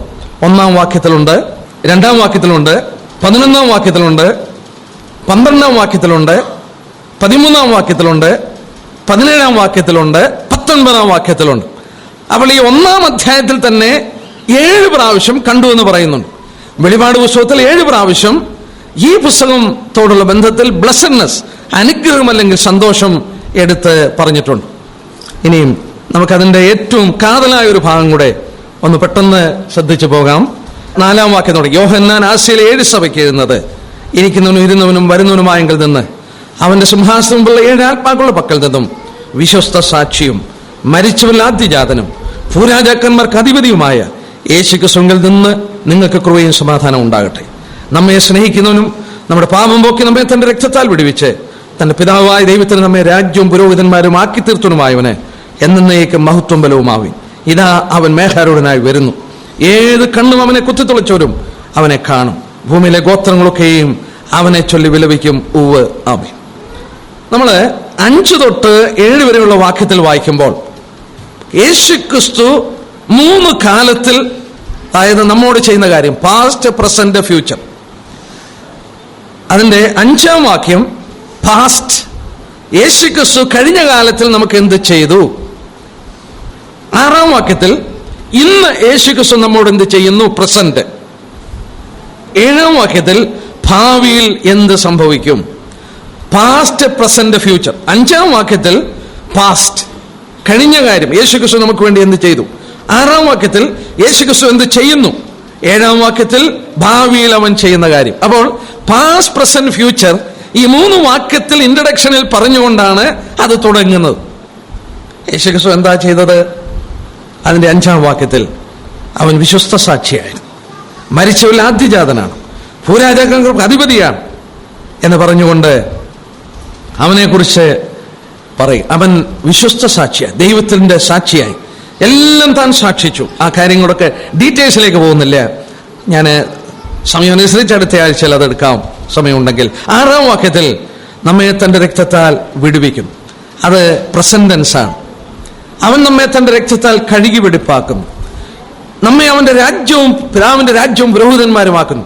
പ്രസന്റൻസ് ആണ്. തന്റെ രക്തത്താൽ നമ്മളെ വിടുവിക്കുന്നു, തന്റെ രക്തത്താൽ നമ്മളെ കഴുകി വെടിപ്പാക്കുന്നു. അവന്റെ രാജ്യത്തിലേക്ക്, പിതാവിന്റെ രാജ്യത്തിലേക്ക് ജനങ്ങളെ ആക്കിക്കൊണ്ടിരിക്കുന്നു. അവസാനം 7-ാം വാക്യത്തിൽ ഭാവിയിൽ അവൻ മേഘാരൂഢനായി വരുന്നു. അവൻ മേഘാരൂഢനായി വരുന്നു. എന്നാൽ ആ ഭാഗം മാത്രം ഞാൻ എടുത്ത് അവസാനിപ്പിക്കാം എന്ന് ആഗ്രഹിക്കാൻ. അവന്റെ മഹത്വപൂർണമായ വരവ് 7 പ്രാവശ്യമെങ്കിലും പുതിയ നിയമത്തിൽ യേശുക്രിസ്തു മേഘത്തിൽ വരുന്നത് വെളിപ്പെടുത്തിയിട്ടുണ്ട്. 7 പ്രാവശ്യം. അവിടെ എല്ലാം 7ന്റെ സംഖ്യ കാണാം. 7 പ്രാവശ്യമെങ്കിലും മേഘത്തിൽ അവൻ വരുന്നത് പറയുന്നു. കർത്താവ് മേഘത്തിൽ വരുന്നത് പറയുമ്പോൾ, കർത്താവ് മേഘത്തിലാണ് എടുത്തുകൊള്ളപ്പെട്ടത്. അപ്പോസ്തലപ്രവൃത്തി 1:9. കർത്താവ് മേഘത്തിലാണ് മടങ്ങി വരാൻ പോകുന്നത്. മത്തായി 24:30. മത്തായി 24:30 നോക്കാം. മത്തായി 24:30. മത്തായി 24:30. 24:30 അപ്പോൾ മനുഷ്യപുത്രൻ അടയാളം ആകാശത്ത് വിളങ്ങും. അന്ന് ഭൂമിയിലെ സകല ഗോത്രങ്ങളും പ്രലപിച്ചും കൊണ്ട് മനുഷ്യപുത്രൻ ആകാശത്തിലെ മേഘങ്ങളിൽ മഹാശക്തിയോടും തേജസ്സോടും കൂടെ വരുന്നത് കാണും. അവൻ മഹാശക്തിയോടും തേജസ്സോടും കൂടെ ആകാശ മേഘങ്ങളിൽ വരും. 7 പ്രാവശ്യം പുതിയ നിയമത്തിൽ മേഘത്തിൽ അവൻ വരുമെന്ന് പറയുന്നുണ്ട്. മേഘാരൂഢനായി വരുന്നു. അപ്പോസ്തലപ്രവൃത്തി 1:9 അവൻ മേഘത്തിൽ എടുത്തുകൊള്ളപ്പെട്ടു. ശരിയാണ്, അവൻ മേഘത്തിൽ വരും. 26-ാം അധ്യായത്തിന്റെ 64 വായിക്കുമ്പോൾ ഏത് കണ്ണും അവനെ കുത്തിത്തുളച്ചോ അവനെ കാണുമെന്ന് പറയുന്നു. ഏത് കണ്ണും. എന്നാൽ 26-ാം അധ്യായത്തിന്റെ 64-ാം വാക്യം നോക്കാം. 26-64 കയ്യഫാവിനോട് കർത്താവ് പറയുന്ന വാക്കാം. യേശുവിനോട്, ഇനി മനുഷ്യപുത്രൻ സർവശക്തന്റെ വലത്തുഭാഗത്തിരിക്കുന്നതും ആകാശമേഘങ്ങളെ വാഹനമാക്കി വരുന്നതും നിങ്ങൾ കാണുമെന്ന് ഞാൻ പറയുന്നു എന്ന് പറഞ്ഞു. കയ്യഫാവിനോട് പറയുകയാണ്, ദൈവപുത്രൻ ആകാശ മേഘങ്ങളെ വാഹനമാക്കി വരുന്നത് നിങ്ങൾ കാണും. കയ്യഫാവ് കാണുമോ? കയ്യഫാവ് കാണുമോ കർത്താവായ യേശുക്രിസ്തു വരുന്നത്? ഞാൻ ഈ ഭാഗത്തെ കുറിച്ച് നോക്കിയപ്പോൾ വളരെ പ്രസിദ്ധന്മാരായ പണ്ഡിതന്മാർ പറഞ്ഞിരിക്കുന്നത് കണ്ടപ്പോഴാണ് എനിക്കത് മനസ്സിലാക്കാൻ സാധിച്ചത്. ഏത് കണ്ണും അവനെ കാണും. ഏത് കണ്ണും. ആ വചനം ശ്രദ്ധിക്കുക. ഏത് കണ്ണും. കയ്യഫാവിനോട് കർത്താവ് പറഞ്ഞു. കർത്താവിനെ ശിക്ഷ വിധിച്ച, കർത്താവിനെ തിരസ്കരിച്ച കയ്യഫാവിനോടും പറഞ്ഞു, നീയും കാണും മനുഷ്യപുത്രൻ ആകാശമേഘങ്ങളിൽ വരുന്നത് എന്ന് പറഞ്ഞാൽ ഏത് കണ്ണും കാണുമെന്ന് പറഞ്ഞാൽ ഭൂലോകത്തിൽ മാത്രമല്ല, കയ്യഫാവും മറ്റും പാതാളത്തിൽ കിടക്കുന്നു. അവർ രക്ഷിക്കപ്പെട്ടില്ലെങ്കിൽ പാതാളത്തിൽ കിടക്കുന്നവരും അത് കാണാൻ ദൈവം ഇടയാക്കും. അവന്റെ മടങ്ങി വരവ്, കാരണം അത് മഹത്വപൂർണമായ വരവാണ്. ആ വരവ് എല്ലാ മനുഷ്യരും കാണുക മാത്രമല്ല, എങ്ങനെയൊക്കെ അത് കാണാൻ പോകുന്നതെന്ന് എനിക്കറിയില്ല. ഞാൻ പലപ്പോഴും ചിന്തിച്ചു, ലോകത്തിന്റെ ഈ ഭാഗത്തൂടെ വരുന്നെങ്കിൽ ഈ ലോകത്തിന്റെ ഇങ്ങേ ഭാഗത്തുള്ളവർ എങ്ങനെയാണ് കാണുന്നത്, ആ വശത്ത് എങ്ങനെയാണ് കാണുന്നതെന്ന് ചിന്തിച്ചിട്ടുണ്ട്. പക്ഷെങ്കിൽ ഒരുപക്ഷെ ഭൂമി അവൻ ഒന്നുകൂടെ കറക്കമായിരിക്കും, അറിയില്ലേ. പക്ഷേ വചനത്തിൽ വായിക്കുന്നു, അവൻ ഒന്നാമത് വന്നപ്പോൾ ഒരു കീറ്റിശീലയിൽ പൊതിഞ്ഞ കുഞ്ഞായി, പാർപ്പാൻ ഇടമില്ലാതെ ഗർഭിണിയായ മറിയ പ്രസവിപ്പാൻ വീടുകൾ അന്വേഷിച്ച് നടന്നപ്പോൾ ഇവിടെ സ്ഥലമില്ല എന്ന വാക്കുകൾ കേട്ട് മറിയ ഒഴിഞ്ഞു നടന്നെങ്കിൽ അവൻ ആരായിരുന്നു എന്ന് ദൈവം വെളിപ്പെടുത്തും. സ്വർഗത്തിലെ സൈന്യം അവനെ അണിനിരക്കും. സകല ശക്തിയുള്ള ദൂതന്മാരും സകല വിശുദ്ധന്മാരും അവനെ അണിനിരക്കുമ്പോൾ, തെസ്സലോനിക്ക ലേഖനത്തിൽ വായിക്കുന്നു, അഗ്നിജ്വാലയിൽ അവൻ പ്രത്യക്ഷപ്പെടുമ്പോൾ ഏത് കണ്ണും അവനെ കാണും. എന്തൊരു സംഭവമായിരിക്കും. വചനത്തിൽ വായിക്കുന്നു, അന്ന് ഭൂമിയിലുള്ള സകല മനുഷ്യരും അവനെ നോക്കി കരയുന്ന ദിവസമായിരിക്കും. അവനെ കുത്തിയവർ മാത്രമല്ല, സകല മനുഷ്യരും കരയും. ഭൂമിയിലെ സകല മനുഷ്യരും അവനെ നോക്കി വിലപിക്കുന്ന ഒരു ദിവസം. പക്ഷെ ഞാൻ പലപ്പോഴും ഓർക്കും, കർത്താവേ, ആ വരവ് എന്തൊരു മഹത്വപൂർണ്ണമായിരിക്കും. എൻ്റെ പ്രിയപ്പെട്ട സൗരസ്വരന്മാരെ, അവൻ ആ തേജസ്സിൽ വരുമ്പോൾ യൂദാ രേഖപ്പെടുത്തി 1000 വിശുദ്ധന്മാരോടുകൂടെ അവൻ വരും. നമ്മളൊരു കാര്യം മറക്കരുത്, അവൻ ആ തേജസ്സിൽ വരുമ്പോഴും അവന്റെ പുറകിൽ നമ്മളും ഉണ്ടായിരിക്കും. അവന്റെ പുറകിൽ അണിനിരന്ന സ്വർഗത്തിലെ സൈന്യങ്ങൾ, സകല ശക്തിയുള്ള ദൂതന്മാർ മാത്രമല്ല, അവന്റെ രക്തത്താൽ വീണ്ടെടുക്കപ്പെട്ട പാവപ്പെട്ട സഭ, ആ മഹത്വപൂർണമായ പ്രത്യക്ഷതയിൽ അവന്റെ പുറകിൽ അണിനിരന്നുണ്ടായിരിക്കും. നമ്മുടെ പദവി എത്ര വലുതാണ്, നമ്മളെക്കുറിച്ചുള്ള അവന്റെ ചിത്രം എത്ര വലുതാണ്. അവൻ ശക്തിയുള്ള ദൂതന്മാരോടുകൂടെ 1000 വിശുദ്ധന്മാരോടുകൂടെ അവൻ ഈ ഭരണം ഏറ്റെടുക്കുമ്പോൾ അവന്റെ കാന്തയ്ക്കും അതിന്റെ അവകാശം അവൻ കൊടുക്കുകയാണ്. അവൻ നമുക്ക് വേണ്ടി ചോര ചിന്തി നമ്മളെ വീണ്ടെടുത്തു. നമ്മൾ ഓർത്തതുപോലെ അവന്റെ രക്തത്താൽ നമ്മെ വിടുവിക്കുന്നു. അവൻ നമ്മെ വിടുവിച്ചെങ്കിൽ അവരെ അവൻ എത്രയോ കരുതുന്നു. അവരുടെ മഹത്വം എത്രയോ വലുതാണ്. ഞാൻ വാക്യമെടുക്കാതെ പറയട്ടെ. പിതാവേ, നീ എനിക്ക് ലോകസ്ഥാപനത്തിന് മുമ്പേ എനിക്ക് നിന്റെ അടുക്കലുണ്ടായിരുന്ന മഹത്വം എനിക്ക് തരണം എന്ന് പറഞ്ഞ് പ്രാർത്ഥിച്ചിട്ട് യോഹന്നാൻ സുവിശേഷത്തിൽ നമ്മൾ വായിക്കുന്നു, ആ മഹത്വം ചോദിച്ചു മേടിച്ചിട്ട് കർത്താവ് ഇങ്ങനെ പറഞ്ഞു, നീ എനിക്ക് തന്ന മഹത്വം ഞാൻ അവർക്ക് കൊടുത്തിരിക്കുന്നു. നീ എനിക്ക് തന്ന മഹത്വം ഞാൻ അവർക്ക് കൊടുത്തിരിക്കുന്നു. ആർക്ക്? അവന്റെ പാവപ്പെട്ട സഭയ്ക്ക്. പിതാവിനോട് മഹത്വം ചോദിച്ചു മേടിച്ചിട്ട് ആ മഹത്വം അവന്റെ സഭയ്ക്കും അവൻ കൊടുത്തു. നമ്മൾ അവനോട് കൂടെ, അവനെ പിരിഞ്ഞൊരു അവസ്ഥയില്ലേ, അവൻ തേജസ്സിൽ വെളിപ്പെടുമ്പോൾ അവനോടുകൂടെ നാമും വെളിപ്പെടും. അവനെ നമുക്ക് സ്നേഹിക്കാം. ഇത്ര വലിയൊരു കർത്താവിനെ പിൻപറ്റുവാനുള്ള ഭാഗ്യം അറിയുവാനുള്ള ഭാഗ്യം, സേവിപ്പാനുള്ളൊരു ഭാഗ്യം പാവപ്പെട്ട നമുക്ക് നൽകി എന്നുള്ളത് എത്രയോ വലിയ ഭാഗ്യം. നമ്മൾ എത്രയോ നന്ദിയോടുകൂടെ ഭക്തിയോടുകൂടെ അവനെ സേവിപ്പാൻ കടംപെട്ടവരാണ്. അതിനത് ഇവിടെയാകട്ടെ, അവൻ്റെ വലിയ നാമം മഹത്വപ്പെടുമാറാകട്ടെ. നമുക്ക് പ്രാർത്ഥിക്കാം.